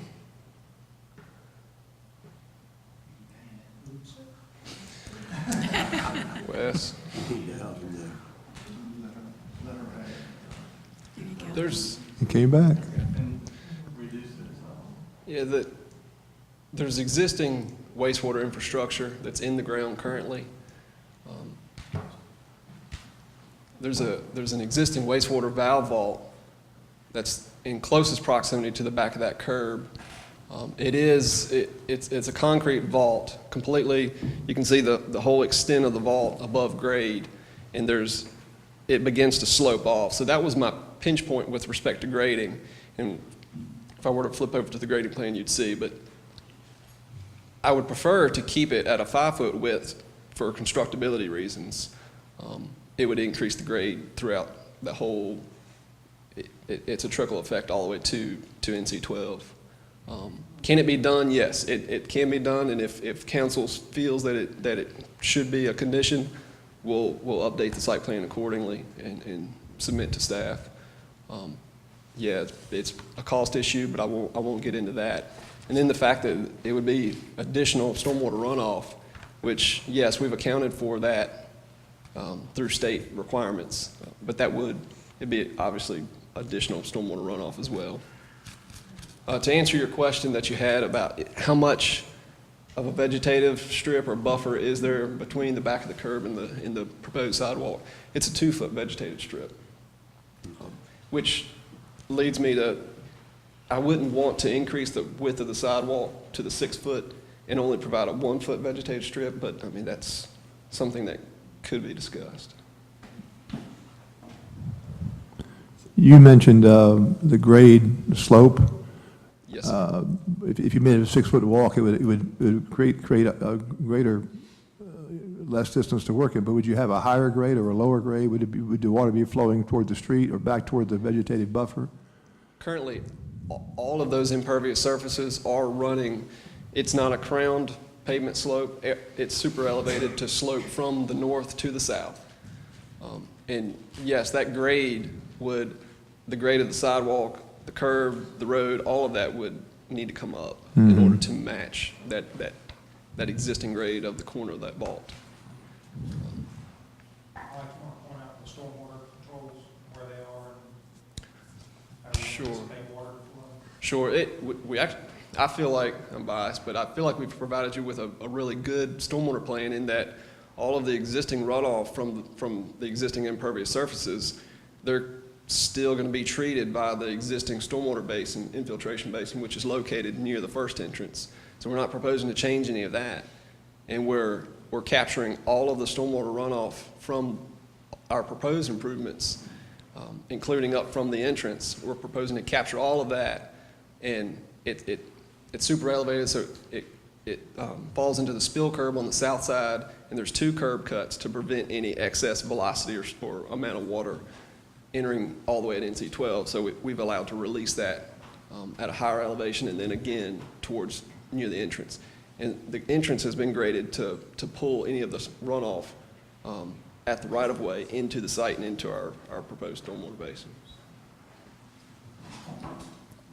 What you're telling us, I think, is if the 5-foot walk gives you more control over that and is less disruptive to the site itself. Well, all I'm saying is if that walk were increased to a 6-foot width, there would be additional stormwater runoff naturally. And I would then need to as that's routed to the stormwater basin, I would need to probably upsize the stormwater basin to accommodate that additional flow. So the stormwater basin may get larger. Right. Okay, understood. I don't know whether my question's for you or for Wes, but why did the planning board ask for the 6-foot versus the 5? To make it consistent with the walk that's out front, or what was? Yes, ma'am. That's exactly what I had heard, was that there was a question about what's the existing pathway along the highway, what's that width? It appears to be 7-foot width to me, and it's an asphalt paved multi-use path, which is carrying pedestrian and bicycle traffic. And yet we're proposing a 5-foot width. 4 foot is the minimum for ADA requirements, but then you would need the turnarounds. 5 foot prevents you from being required to provide all those ADA turnarounds. Okay. At the time that was built, I think it was considered to be a width suitable for a multi-use path. And now, of course, they've modified those rules, but that's still what the original thinking was. Yes, sir. Well, I think another thought was that if people were coming up that multi-use path on Route 12, they're going to be using that as a cutoff or a cut-through to go from Route 12 on the south side, or the east side, to get up through the shopping center and come up to Route 158 intersection as a shortcut, or going back the other way as well, or coming in now the shopping center. So it seems to me that keeping that at the same width of the multi-use path is the right thing to do, to accommodate the bicycle traffic that would be using that. Yeah, and that was what I was concerned about, is the mixture of pedestrians and bicyclists. Because I walk the other end from Chickahawk down the Skyline, and sometimes in the morning it can get a little friendly. That would be my concern on it. If that would possibly be a concern if there were a way to leave the site from. I mean, right now, the current existing entrance does not have a sidewalk, and it doesn't have a way to add a sidewalk over there. So as far as a shortcut to cut through, But it does intersect the multi-use path. Yeah, they'd have to walk on the commercial entrance and there's not a sidewalk there as well. Correct. There's no sidewalk to get out. You pick up the sidewalk after you get out to the entrance. And I don't know how much of a shortcut it would be to come up into as opposed to just staying around the curve. Well, somebody will try it. And if we don't have a sidewalk, they'll try it with the street. Yes. And the entrance. Okay. Are there any other questions from council? Thank you. Mr. Booth, do you have anything?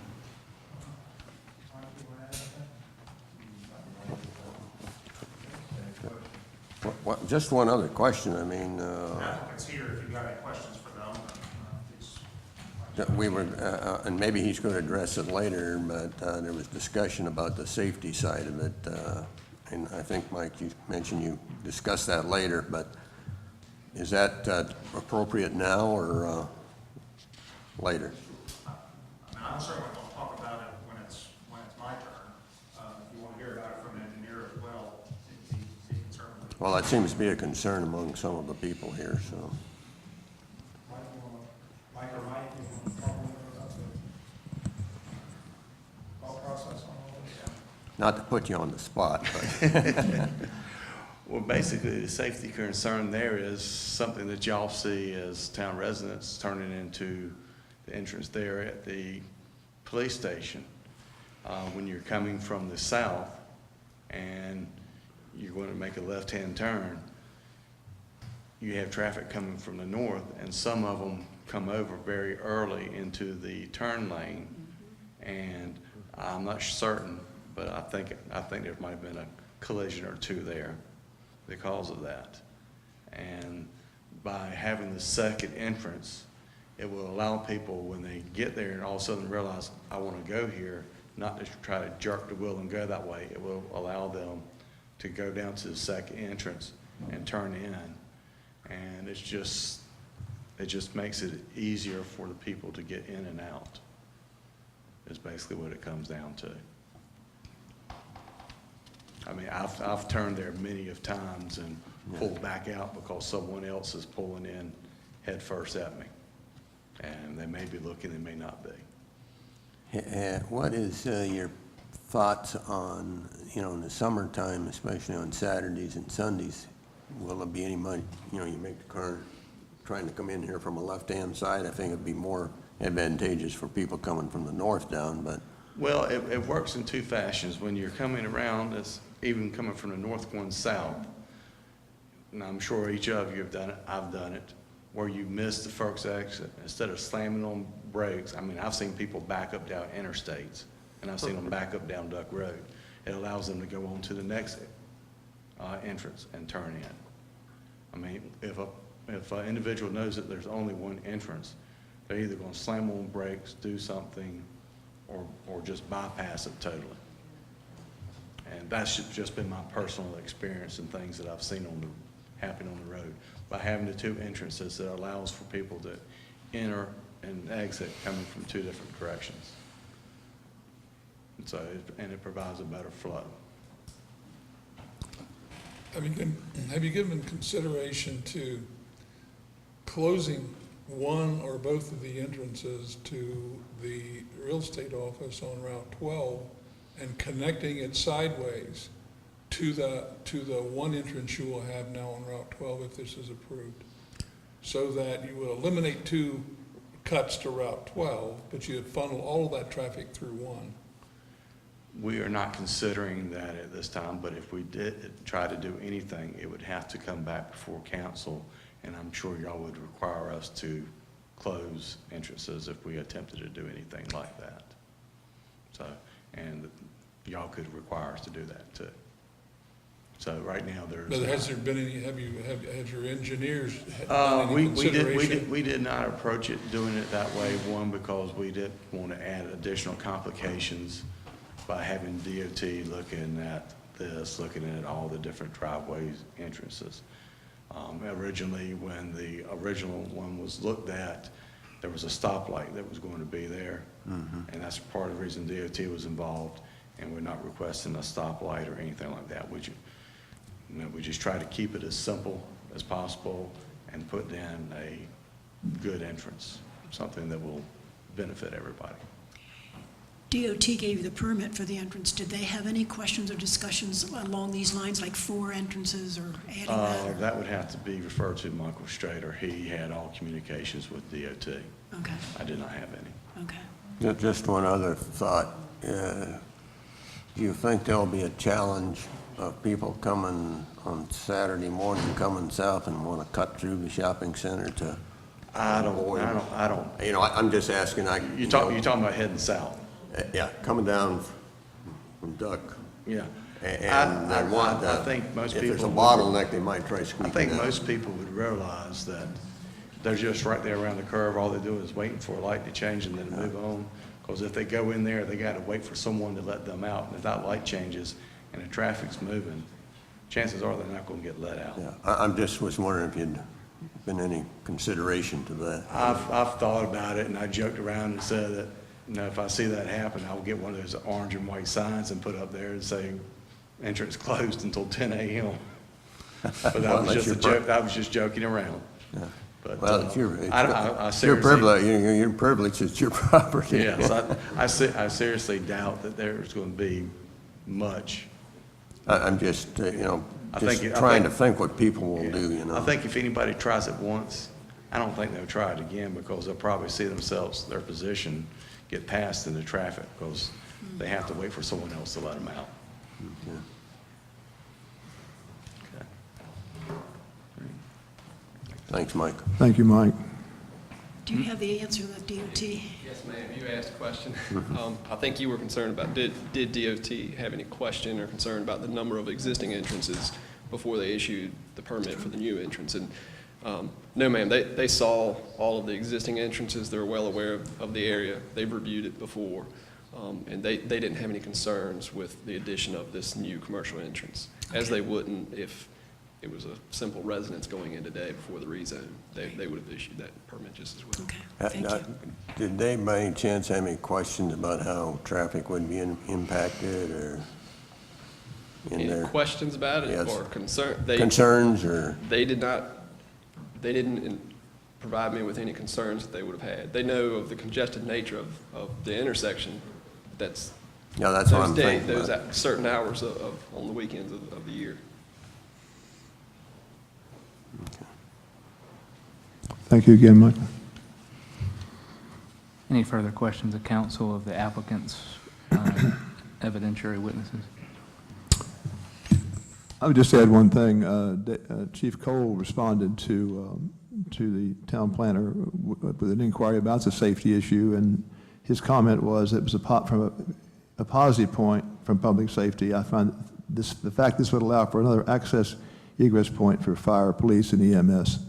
So it's just one more indication that the safety issues were being discussed and being considered. Mr. Booth, do you have any further testimony to put on? No more evidence. Not at this time. Thank you. We'll now open the presentation to members of the public. Remember, it's only open to members who've been sworn. I'm not going to tie it to whoever came up here the first time. I'm going to give everybody an opportunity to speak. If you would like to speak, we can have you sworn. But I believe only 2 or 3 of you were sworn initially. I've got a list, but it's probably better just to start from raising hands from the people who were sworn and go through that. Yes, sir. And if you could state your name and address, just so that we'll have that on the record as well. My name is Doug Bolter. I live at 5 Ocean View Loop. If the shopping center were the ocean, we would be 1 lot back. Mr. Gallup, I signed up twice, once to read a statement from the adjacent property owner to the property that's going to be rezoned, Mr. Edmund Scharf. Mr. Mayor or Mr. Gallup, can I take 2-3 minutes, one to speak for Mr. Scharf and one for myself, or Well, first, do we want to hurry? you're not limited to 3 minutes on Okay. this one, but I will tell you a very interesting point of law, that if you're here to represent someone else and you're not an attorney, the North Carolina State Bar has determined that that's the unauthorized practice of law. Well, then I guess I will not be representing Mr. Scharf for reading his statement. That, if I could go forward just to say why that matters at all, following that, there was an ethical opinion that said that lawyers who represent government bodies, when someone does appear not as a lawyer who's advocating on behalf of someone else, that I have to tell you that that is occurring and that there are effects. Unfortunately, no one knows what those effects are, and the State Bar has created a situation where I have to tell you something that doesn't necessarily mean much. However, it does potentially mean something to the person out there who could be committing the unauthorized practice of law. But I wanted to go ahead and satisfy my ethical duty in case Mr. Bolter decided to do that. But Mr. Bolter, you can go ahead. I would just as soon not be involved with the North Carolina Bar, thank you. I agree. I would like to address the council tonight on 3 matters: traffic, noise, and lighting as they pertain to the shopping center. I would also like to address the 6-foot sidewalk if you would like to ask a question about that, in that I was the person who proposed that to the planning board and it was accepted, and I'll tell you what the background of that is. And I'm also willing to speak to cut-through traffic on Saturdays. I've given that some thought. Let me start with traffic. It's sort of beyond ironical that on the same night in December as the Southern Shores Planning Board met to consider these applications, many Southern Shores residents, our mayor, and our town manager were in Jarvisburg at an open meeting with NCDOT to discuss the problems of NC-12 in the hopes of hearing solutions. But according to the Outer Banks Voice, NCDOT called on the crowd to help them develop short-term solutions. Well, I have a suggestion for NCDOT. which is taken from the medical field, and that is first, do no harm. And that's not what they've done here.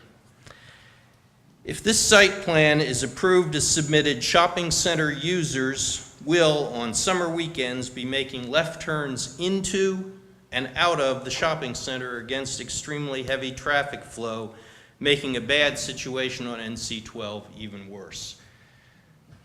We're not hearing any testimony from NCDOT tonight or any traffic engineer, so we don't know exactly what NCDOT did and did consider. We would like to think they at least knew about it, but it doesn't appear that they've considered it. Well, what was NCDOT's response? You should have a document in your packets from NCDOT.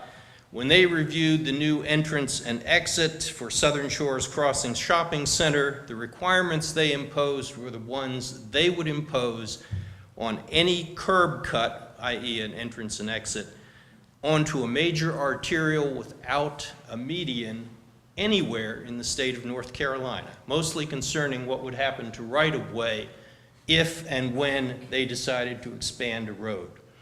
There is a comments section, and the application makes reference to the comments section where NCDOT can provide comments for this particular application. They provided none.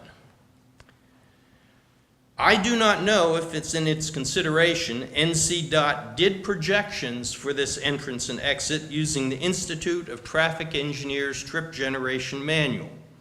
That's a manual that allows you knowing basic characteristics about the shopping center and basic characteristics about the community to provide trip generation into and out of the shopping center. They should have provided that. That would tell us the scope of the problem if there is one, or even if this entrance and exit is needed. I do not know if they did computerized modeling of the intersection, but they should have. No wonder they're asking us in Southern Shores for solutions to NC 12. This new curb cut screams out for consideration of two solutions. Either a right-in, right-out only limitation on entrance and exit into the shopping center, or, as others have suggested, inter-parcel access between the Southern Shores Realty property and the shopping center using either the new proposed entrance and exit or an existing one in order to reduce the number of curb cuts on NC 12. If right in and right out were to be imposed, it could be full-time, always valid, seasonal, only valid for part of the year, Saturday and Sunday, only part of the week, or Saturday and Sunday for part of the year. Unfortunately, and this is something we know a lot about in Northern Virginia because we have no control of our roads whatsoever, the town of Southern Shores has no control of signage or any traffic coming into and out of NC 12. So it's not something that the town of Southern Shores can deal with. Here's what Southern Shores can do. The council can delay decision on this application and request that NCDOT study the intersection and reconsider right-in, right-out, or interparcel access. The town of Southern Shores could add one or the other of those conditions provisionally to the site plan, dependent on the approval of NCDOT to implement and enforce them.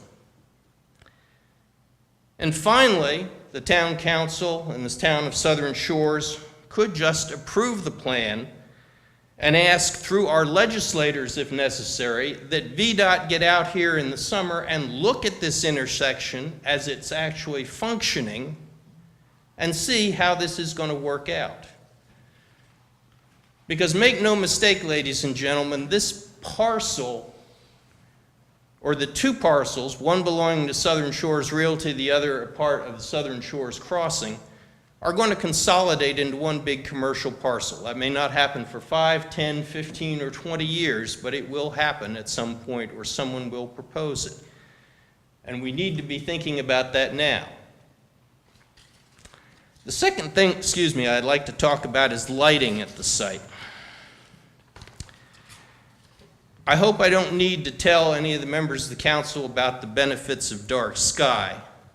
Just ask our guests whose children come here in the summer and get to see more stars in the sky than they've ever seen before in their life. Or go outside this building and look to the south, down in Kitty Hawk, and look at that orange glow in the sky and think how ugly that is if those street lights and all the other lights are near your neighborhood. They obscure most of the zodiac. Southern Shores has 2 points to be very proud of, and that is it has implemented dark sky compatible lighting in 2 places. One, the marketplace just down the road. And if all of you all, as you're leaving tonight, will open the door and look up at the lights in this parking lot are full cutoff lights, and they're exactly what you need for dark sky. Something the town government can be very, very proud of. A member of the planning board, well, let me say this first. Southern Shores is requiring the developer of Southern Shores Crossing South shopping center to meet all current code requirements. But the current Southern Shores lighting code does not require full cutoff lighting and doesn't support dark sky. We can ask Mr. Stone to take a look and see what he can do, but we can't compel him to do anything. A member of the planning board at the hearing suggested that the town of Southern Shores is powerless in any case, suggesting that Dominion Power owns the lighting, which Mr. Stone confirms it does, leasing it to the shopping center, and can't be forced to comply with local ordinances, and would cost $70,000 to fix if they were to do it. Here's what Southern Shores can do now. Update the lighting portion of the town's ordinance. I provided the town planner with an example of a lighting ordinance that Fairfax County spent a lot of time trying to deal with as a starting point. If the statement from Dominion Power is correct, immediately conduct an annual inspection of the lighting as required under Section 36-166, subparagraph G of the town code, and if the lighting is not in compliance, impose penalties on Dominion as the owner of the lighting under Section 36-327 of the ordinance. If Dominion Power does have some kind of exemption from the local lighting ordinances, contact our legislators to deal with this matter via legislation, or can contact the North Carolina Utilities Commission, whom I'm sure would be very interested in the way Dominion Power is dealing with this. And I'm sure the owner of the shopping center would be very glad if this were to happen. It would be a good feature of his shopping center. Finally, noise. Interesting. Section 22-3 of the town code prohibits, I quote, unreasonably loud noise, unquote, and loud disturbing noises, unquote. This language has been found all over the United States to be unconstitutionally vague, and if challenged in North Carolina, might well be held unenforceable. We who live in the vicinity of the shopping center are concerned mostly about live outdoor music late at night. We note that Coastal Provisions currently has regular live music, but it is performed inside the building with the windows closed, and we have never heard it from our homes, at least my wife and I haven't. We note, however, that live outdoor music is performed during the month of June in the marketplace, and we can hear that, although we don't find it particularly objectionable as it happens about 5 to 7 in the afternoon. We hope the applicant will write into his leases that his tenants may not amplify voice or music outside their premises or within the premises with the windows open, but we realize we cannot require him to do so. Here's what Southern Shores can do now. Revise the noise ordinance to specify specific noise levels that are permitted, measuring them in decibels. Add quiet hours for night and early morning during which permissible noise levels are reduced. I provided the town planner with a draft ordinance from Fairfax County as a starting point. It's still in a draft after a year because Fairfax County made the hideous decision to try to limit the number of people that could attend a private party on a private property, and were pretty much hooted down by the citizenry and turned down by the Board of Supervisors. But it is a starting point, and it provides a lot of information, some of which is not applicable. In any case, I think there are a number of things that the town of Southern Shores can do right now that will both help the owner of the shopping center develop a better shopping center and protect the interests of the residential community or communities which abut or are across the street from this development. And it'll be work for the future as well. If you have questions, I'd be happy to answer. Does the board have any questions? Counsel? Thank you, Doug. Mr. Booth gets to question you as well. Oh. Do you have any questions, No. Mr. Booth? He doesn't have any questions. Thank you very much. Okay, thank you. And if the next person who was sworn will raise their hand. Mr. Van Giesen, did you get sworn? Oh, was there anyone else from the audience? I think that was it. That was it. Okay. Is there anyone who wishes to be sworn to speak on this?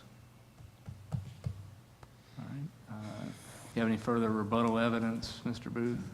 No more evidence, Mr. Haskett, do you have any more evidence you would put on? Of all the pieces of paper I've got up here, let me see if I can find the one that tells me what's next. Next, we'll be closing the evidentiary portion of the hearing, and we'll allow for argument. There is nobody here to argue on behalf of the town. If Mr. Booth, you want to provide legal argument?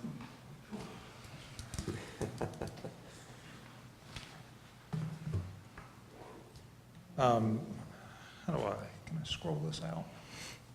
I can move it. How do I go back to the full picture?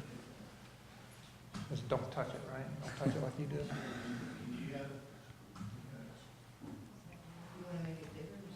I want to go back out to the full site plan.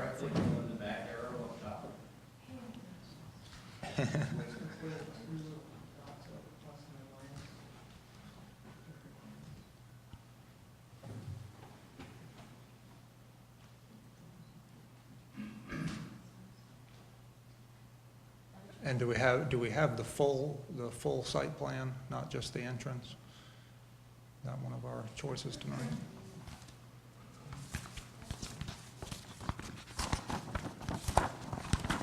Yes. There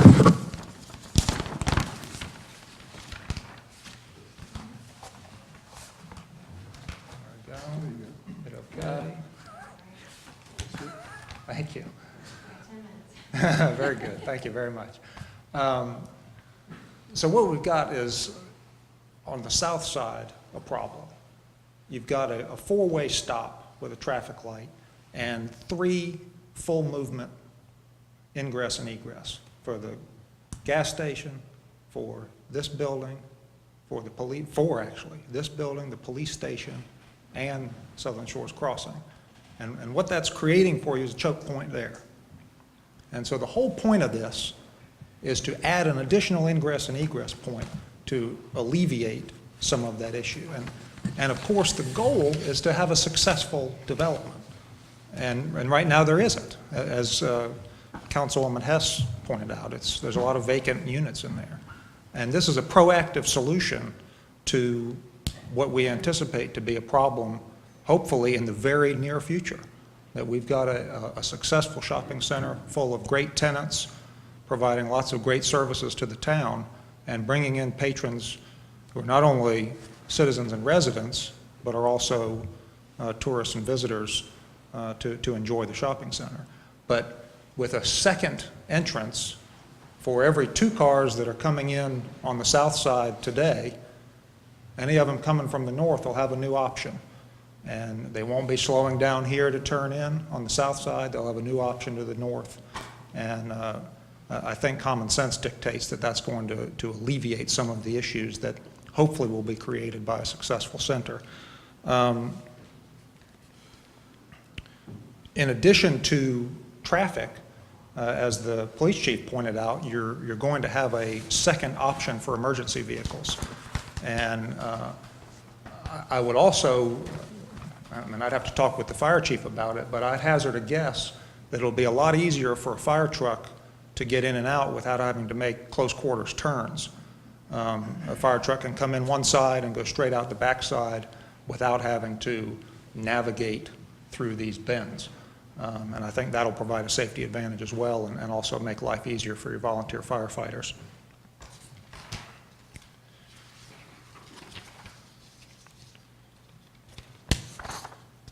Now, there was some discussion about controlled access, right turn, left turn, and right in only, right out only. Certainly, it's, I would argue to you that this new entrance with the straight sight lines, not in the curve, is the best place for a full movement ingress and egress for the shopping center. That the congested area with the multiple full movement accesses over by the traffic light, that's where traffic studies and control issues need to be looked at. That's where the problems are, where you've got people turning left into the gas station, right into the gas station, waiting to turn left to go up the beach road, turning left into the shopping center, right into the shopping center. There you have traffic crisscrossing to multiple commercial parcels, and that's where a controlled access might make some sense, but that would require a traffic engineer and some serious thought, because you know, there's a lot going on in that section, not just north-south traffic, but multiple commercial businesses and government offices that would need to be accommodated. That's a complicated problem, and not before the council tonight, for another day. We're focusing tonight on this second entrance, which certainly I would argue to you is a boon not only to the center itself, but also to this corner as far as creating a smoother traffic pattern and more options for traffic. I'm happy to answer any questions you might have, but that's our presentation, and I recommend it to you and would ask that you vote in favor of it. Thank you. Thank you, Wyatt. Does council have any questions? I'll close the hearing now, and it will be up for deliberation of the council. One thing I want to say is that this is a quasi-judicial hearing. We mentioned evidence previously, and I wanted to give you a little bit of commentary on evidence that you can and can't consider. The applicant has the burden of showing that they meet the requirements of the zoning ordinance with their site plan. And if they meet the requirements of the zoning ordinance, you have to vote to approve it. And by burden, they have the burden of producing you evidence that shows you that. And that evidence has to be substantial, competent evidence. And it's not the volume or perceived quality of the evidence, it's the sufficiency of the evidence that determines whether they carried their burden. Substantial evidence is that which a reasonable mind might accept as adequate to support a conclusion. It's more than a scintilla or permissible inference. And as to competent evidence, statutorily, the General Assembly has defined competent evidence. Shall not preclude reliance by the decision maker on evidence that would not be admissible under rules of evidence as applied at the trial division of the General Court of Justice. Essentially, you're not under the same detailed rules that a trial court has. However, the evidence, you're not under those rules if it was admitted without objection or the evidence appears to be sufficiently trustworthy, admitted under the circumstances that it was reasonable for the decision-making board to rely on it. The term competent evidence shall not be deemed to include the opinion testimony of lay witnesses as to any of the following things. The use of the property in a particular way would affect the value of other property. The increase in vehicular traffic resulting from a proposed development would pose a danger to public safety. And matters about which only expert testimony would generally be admissible under the rules of evidence. Arguably, the one that's important there is that the General Assembly has determined that you cannot consider lay testimony, non-expert, qualified expert testimony regarding vehicular traffic resulting from a proposed development that would pose a danger. Strangely, you can consider evidence that it wouldn't pose a danger, but you cannot consider evidence by lay testimony that it would pose a danger. General Assembly has enacted that in the last few years. So it's important that you keep those things in mind about the evidence that's been presented to you in order to make a decision that, that is supported by the evidence, and I'll leave it with you now. Thank you, Ben.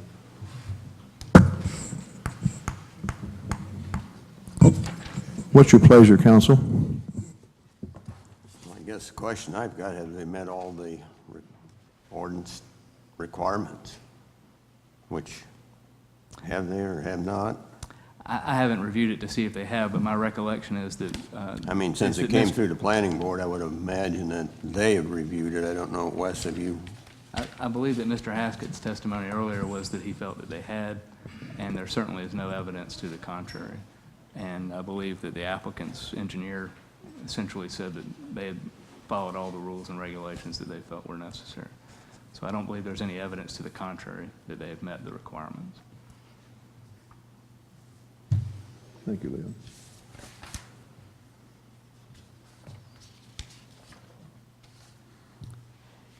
Is there a particular format for a motion that we should use? I would say that you need to adopt,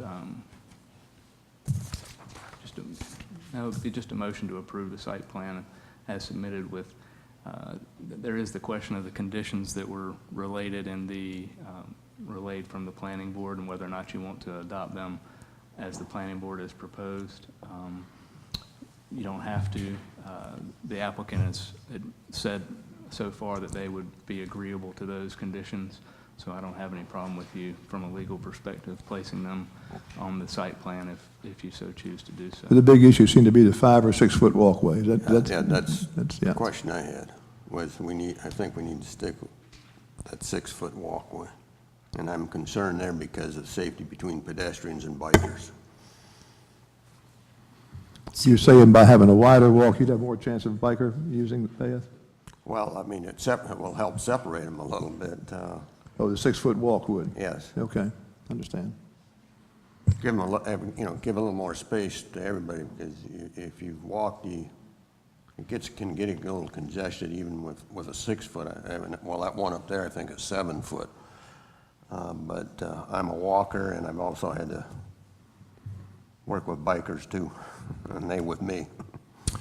Yeah, I was concerned about the grade issues, the grading issues, and also the stormwater by having to go into the wider walkway and having to reconfigure the one stormwater control device you have there now. Other than that, I don't have any preference for a 5 foot walk over a 6 foot walk.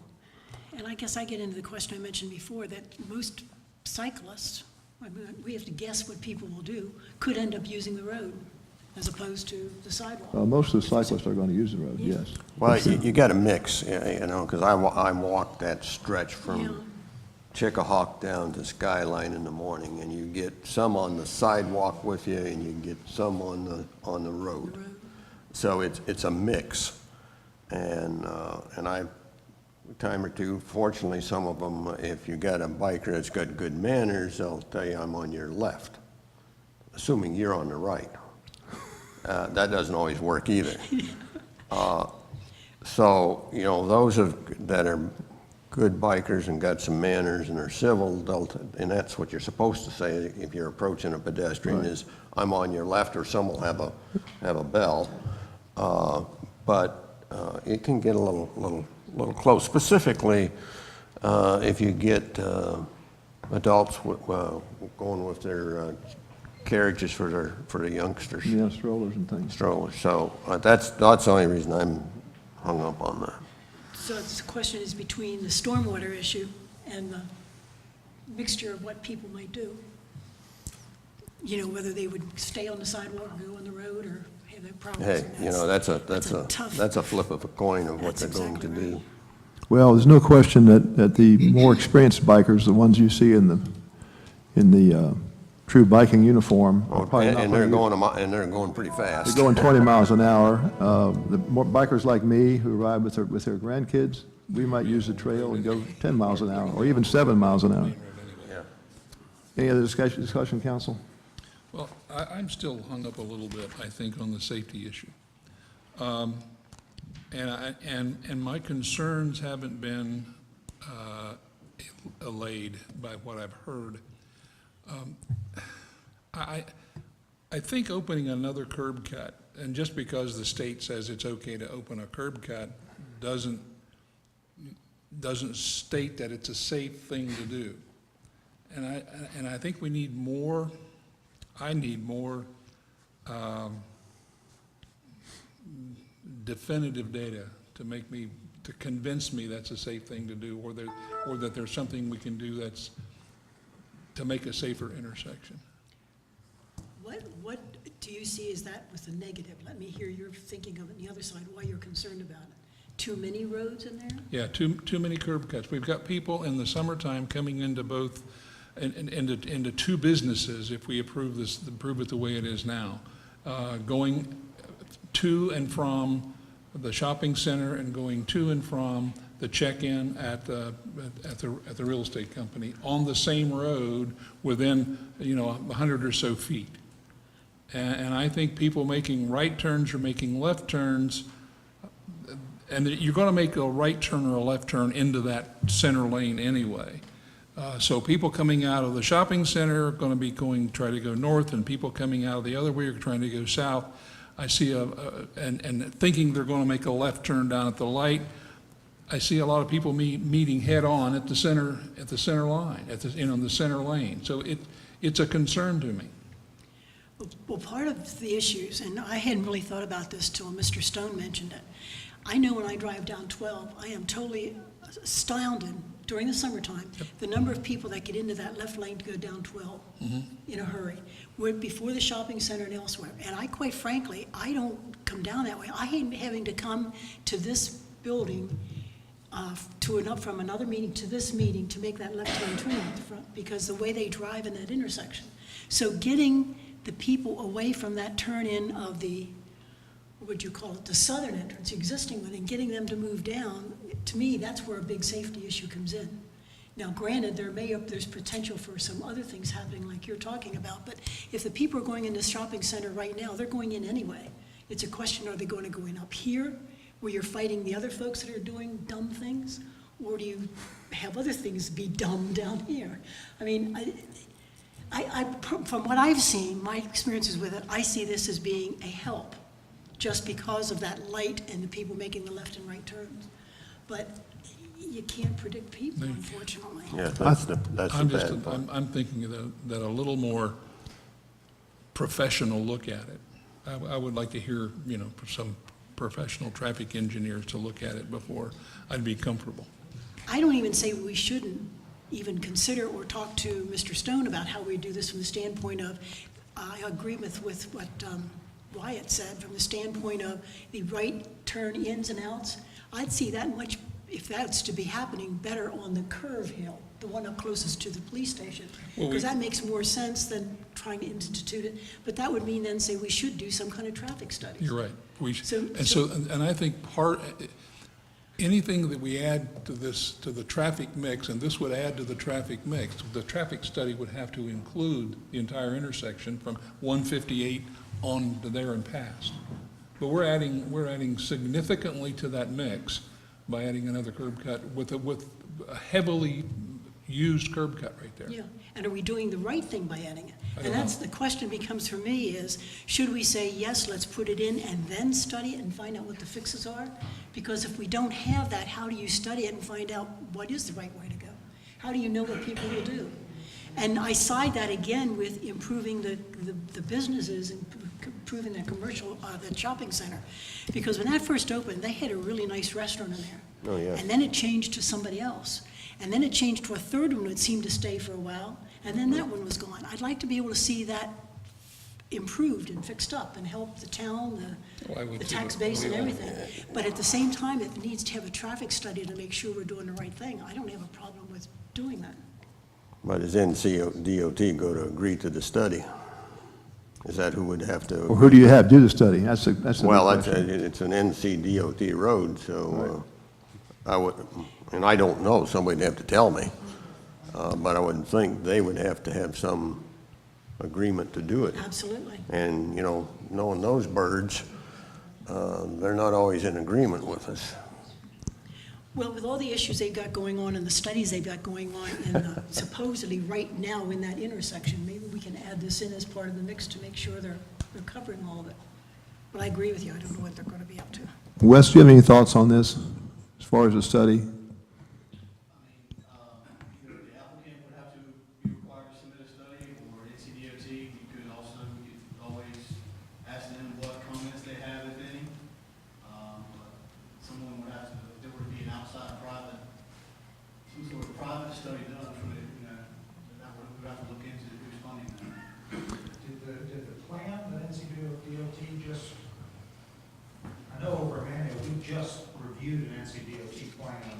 They all came and presented to us and asked us to approve it over there. Did Southern Shores, they did the Yes, same thing? yes. But I don't think that. Oh, you're talking about the comprehensive transportation plan, yes, we went through that, yeah.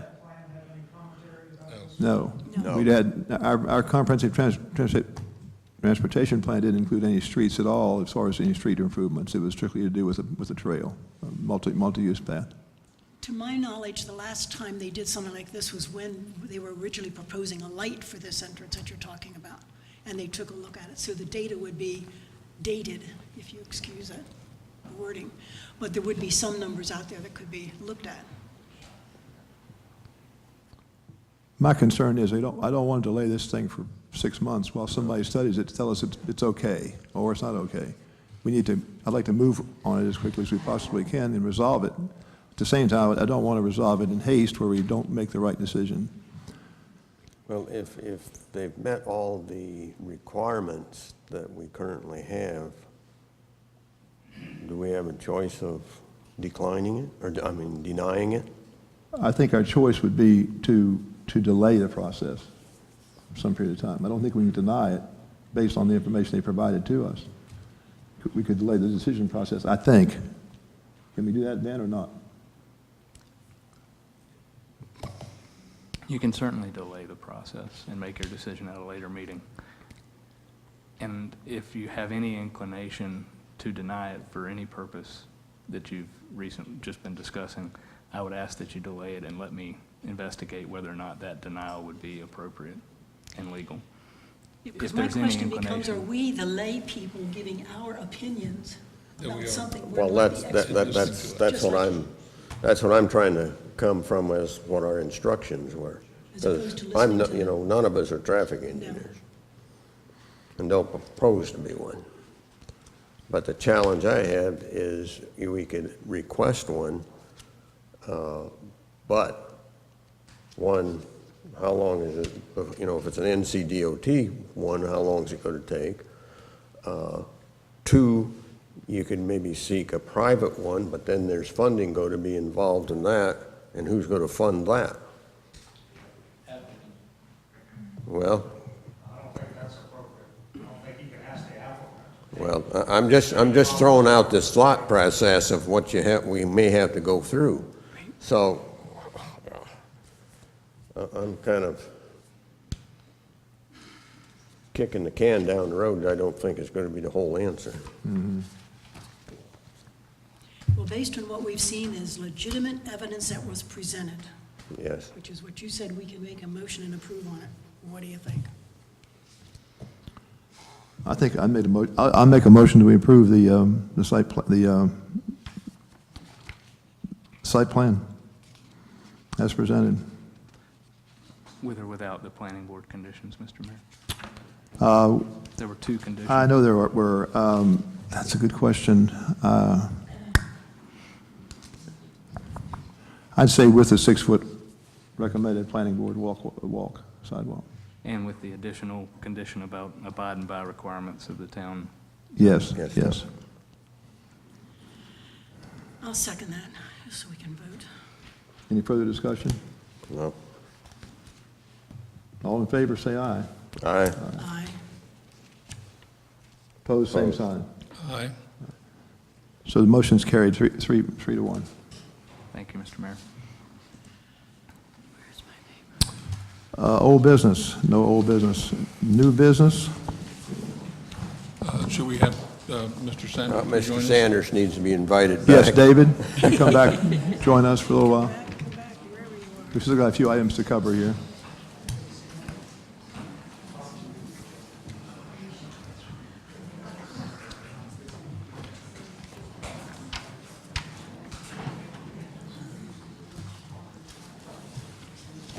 Recommendation of the new Southern Shores Police Department personnel classification, school resource officer, town manager. Thank you, Mr. Mayor, members of the council. This is a recommendation to the council that you amend the current organizational chart to add the position of, and classification of school resources officer to the Southern Shores Police Department. The council has had some discussion on this for probably 3 or 4 times over the last year. And as you're well aware, the chief of police was very successful in getting the federal grant to match the salary at 50% over the next 3 years. So we had the discussion in the announcement, and I propose to you tonight that you approve this classification of a position for the police department. And I also asked Chief Cole if he could comment as well on that. I believe we have some current updates. School resource officer started Monday, yesterday. She didn't catch any flu bugs or anything, but she probably will with all the little kids. She's been very well accepted at the school. We're very excited to have her over there. We've already got her set up in an office. Got her email. She's already making good contacts over there. And again, it's a 4-year contract. We're obligated to the 3 years. The federal government, and we pick up the option on it. What are the duties of the resource officer when school is not in session? That's a good question. For the most part, during the summer, we're going to use her. I say her because it's Tracy Mann. Tracy, right. For the school. We're going to use her to beef up some of our weekend cut-through traffic patrols, and we're going to start doing some data collection for this coming summer. So we're going to utilize her for that on weekends. And then when there's holidays and those types of things, depending on how many hours she has already, because there's a lot of things that she's going to be involved in her after-school type curriculum that she's going to be allowed to participate in too. So that's our goal, is that during the holidays, like Christmas vacation, those types of things, should we utilize this extra officer? Thank you, David. Peter? Mr. Mayor, members of the council, that's the staff recommendation to you to approve the classification of school resource officer officially for the town of Southern Shores. And I do that very proud that our police department got this grant, and very proud that the SRO will be wearing the gray uniform of Southern Shores Police Department and the Kitty Hawk Elementary School. And they've got a good person besides all that. Have a motion, council, that we approve this? I so move. I'll second. Any discussion? All in favor? Aye. Aye. Now, budget amendment number 6 for the school resource officer, Peter. Thank you, Mr. Mayor, members of the council. In tab 5 is the recommendation to you for budget amendment number 6 for this fiscal year. This recognizes the grant that was awarded by the Department of Justice for this position. For the remaining, as you can see from the budget amendment recommendation, it is a 50% grant. Revenues would be coming in this year from the COPS grant for the remaining portion of this year, remaining portion of the fiscal year, from Department of Justice, and we would apply funds from the undesignated fund balance to match that. And of course, the expenditures are the salary for the remaining portion of this year. So that is the budget recommendation to you in that total amount. of $35,750. I move we approve the budget amendment number 6. I second it. Thank you. Any discussion? All in favor? Aye. Motion's made and carried. Thank you.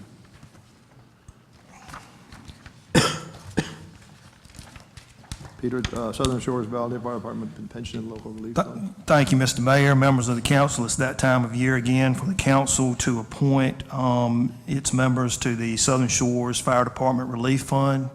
It is recommended to the council by the fire department and concurring with, staff concurs, and I concur, that the council reappoint Southern Shores citizens Charlie Hess and Carlos Mercado to the Fire Department Relief Fund.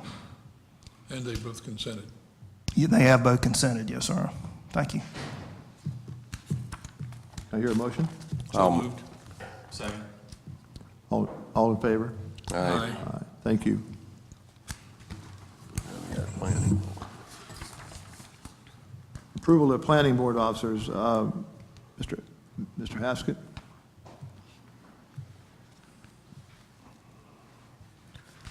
Thank you and good evening again, Mr. Mayor, members of the council.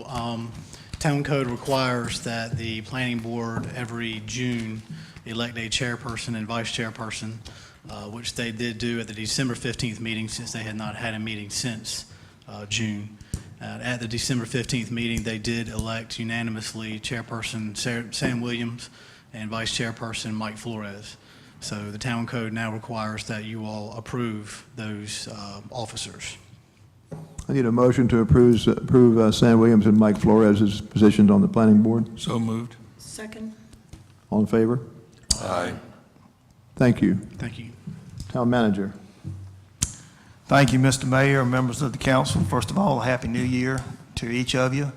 I'd like to start out the report tonight by reporting back to you from a directive from the mid-November meeting concerning the facilitators report to you and the traffic flow.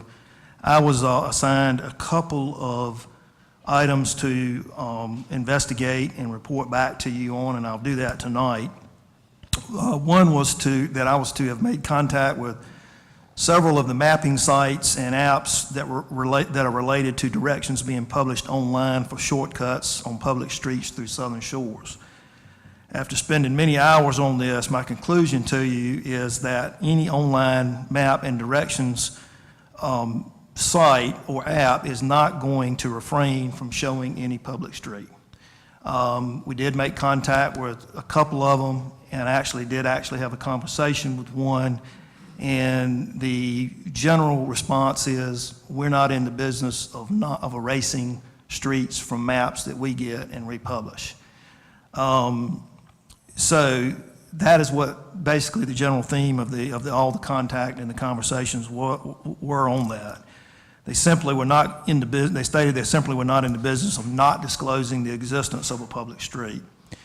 And then following up on that, as far as any computing directions, those public streets are always going to be considered in the program. I know on several of them you click, give me the shortest route, give me the quickest route, and it always is going to find that shortest route that's on the map regardless. So that was the extent of the investigation in dealing with the online services.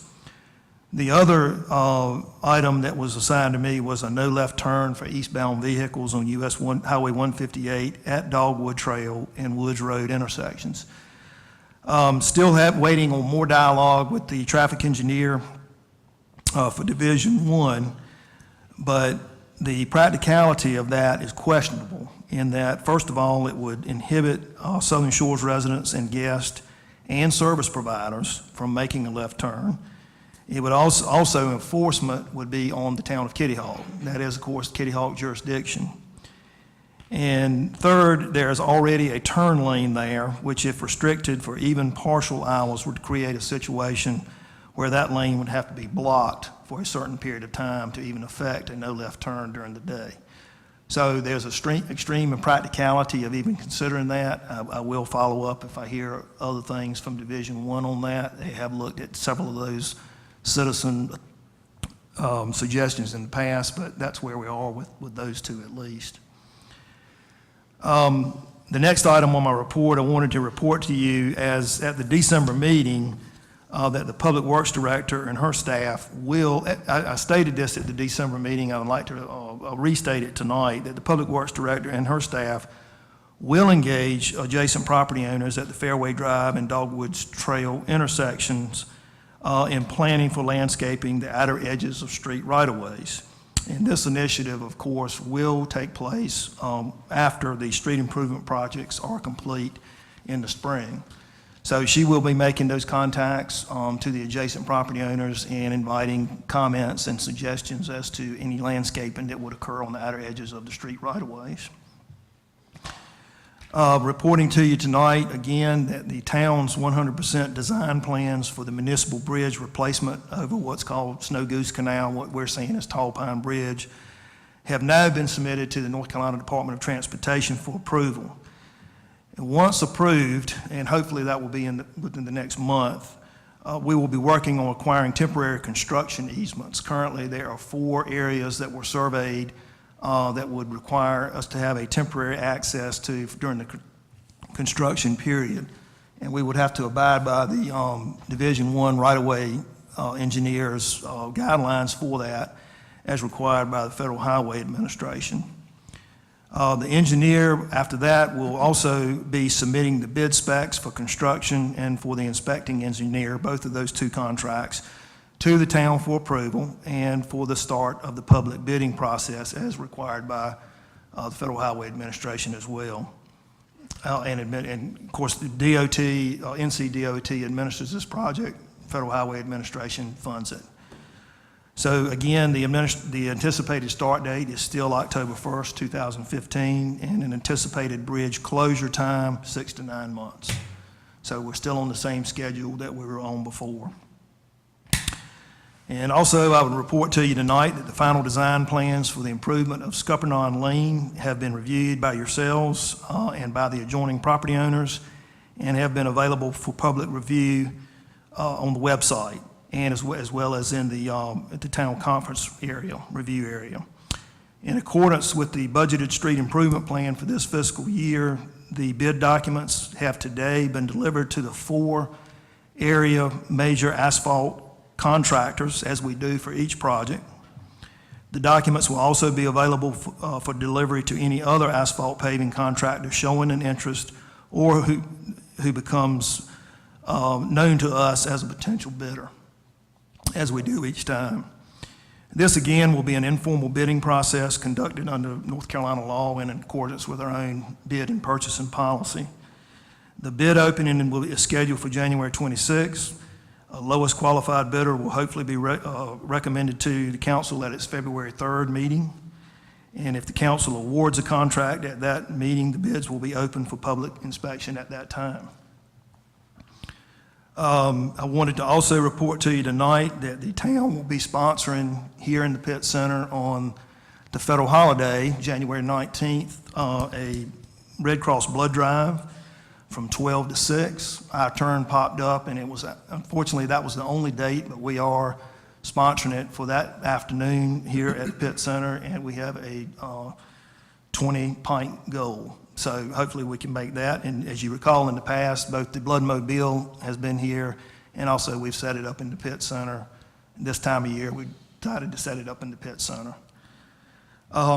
As far as meetings in January, I wanted to report to you that the January 22nd Finance Committee meeting has been canceled. We've got some conflicts with that date, so the finance officer did notify that that meeting was canceled. Also, the January 15th Capital Improvement Planning Committee, the time has been changed to 2 p.m. in the afternoon. And I believe the remaining CIP committee meetings for the rest of the year, the 3, will be at 2 o'clock instead of 10 o'clock as well. Mr. Mayor, members of the council, staff has no pending business to bring to you at the mid-January meeting.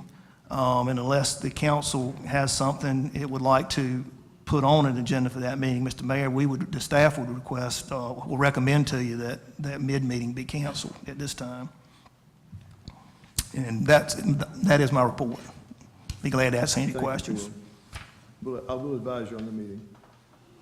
We'll make a decision and let you know as soon as possible on that. Just a question on the bids. If we don't, you put it out to 4 and we only get 1 or 2, do we have to go back to rebidding again? This is informal bidding. Okay. And so, as you know, we typically put it out to everybody we can in the area that has a history of bidding on asphalt projects. Typically, that's been 4 for the last few times. Typically, we've only gotten 2 bids back. And if we do get 1, since it's informal bidding, we would have to negotiate with that bid. How far afield do we go looking for contractors? We have gone as far as Hertford County.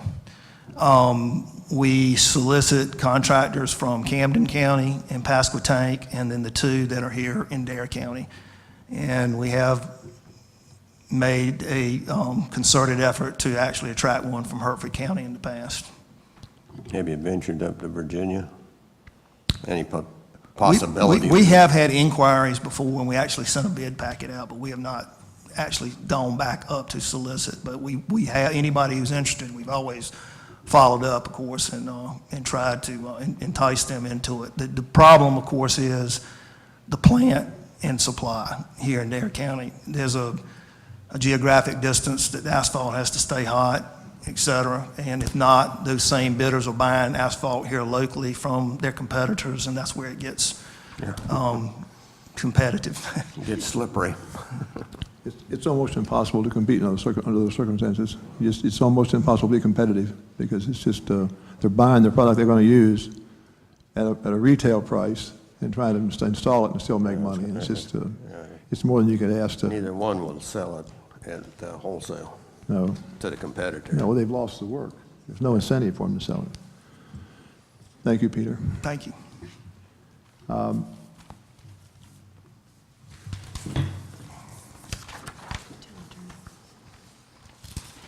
There is no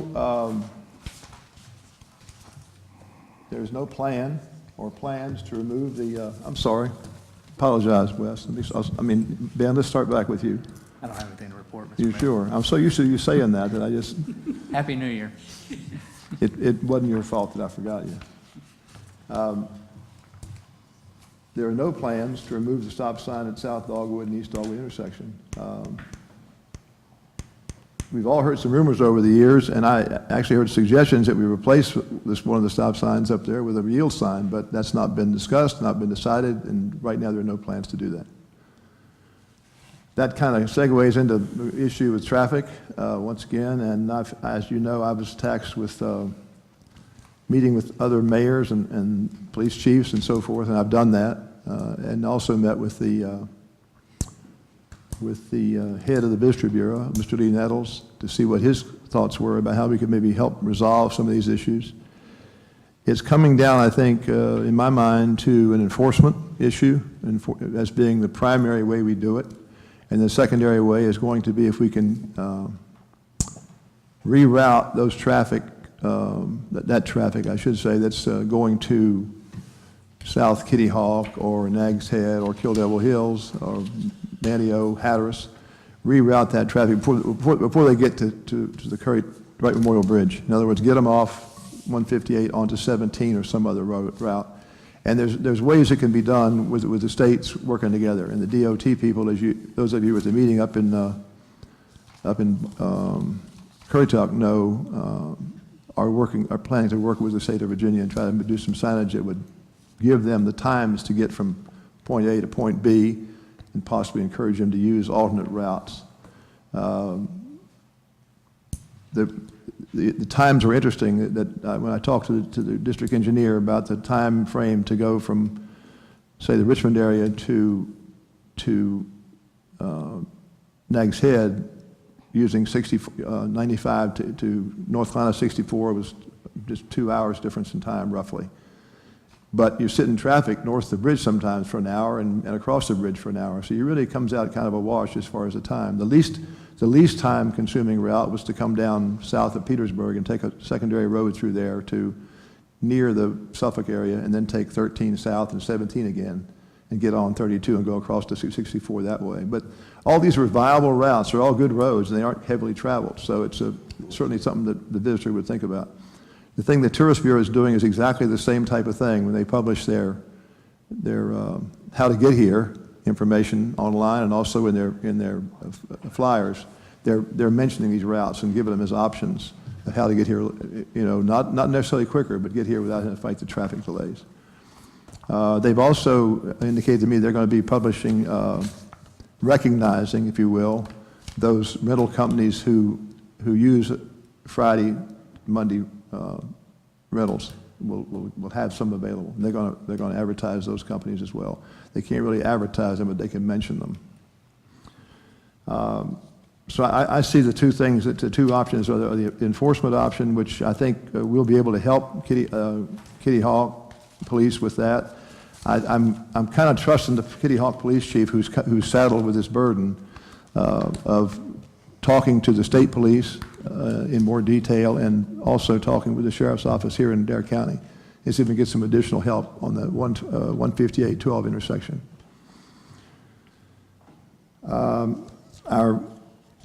Our town obviously is going to have to help out too, has agreed to help out. I think, as Chief Gold alluded to a minute ago, I think our school resource officer will be able to augment some of that police presence out there on the road to help the intersection from being blocked up. As far as closing the roads coming south from Duck, closing all those roads off to through traffic on a Saturday or Sunday, I'd have a hard time agreeing to that. I think that's not a good solution to the problem. You're impacting our residents more than you are anybody else, really. The traffic leaving in the summertime is coming through at a pretty good, over a longer time frame, and seems to move through pretty quickly. And most of them, the majority of them, seem to stay on Highway 12 as long as they can get out early. I hope to have a little more information for you at our next meeting as to conversations with the other mayors. I have talked to them, and they're all concerned about it, and they're concerned about it from a little different perspective.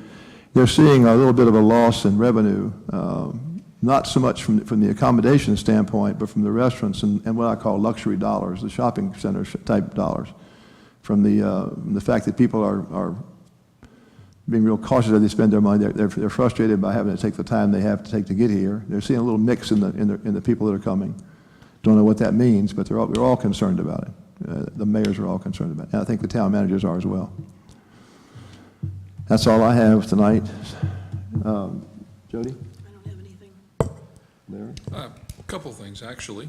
Heard some comments tonight, and I've heard these comments in the past about we ought to reinvigorate the Vegetation Committee. And I think probably, and we've all discussed it, maybe that's a good idea.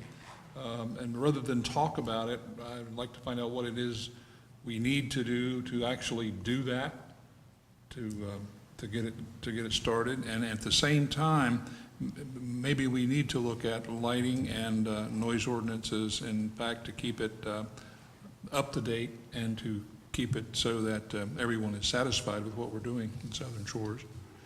And finally, I noticed from the county meeting that I watch online from time to time, they have lights on the lectern that gives a green, orange, and red signal rather than the type that we tried here. And I was talking to Peter earlier about that, and he says we can put that here for about $1,000.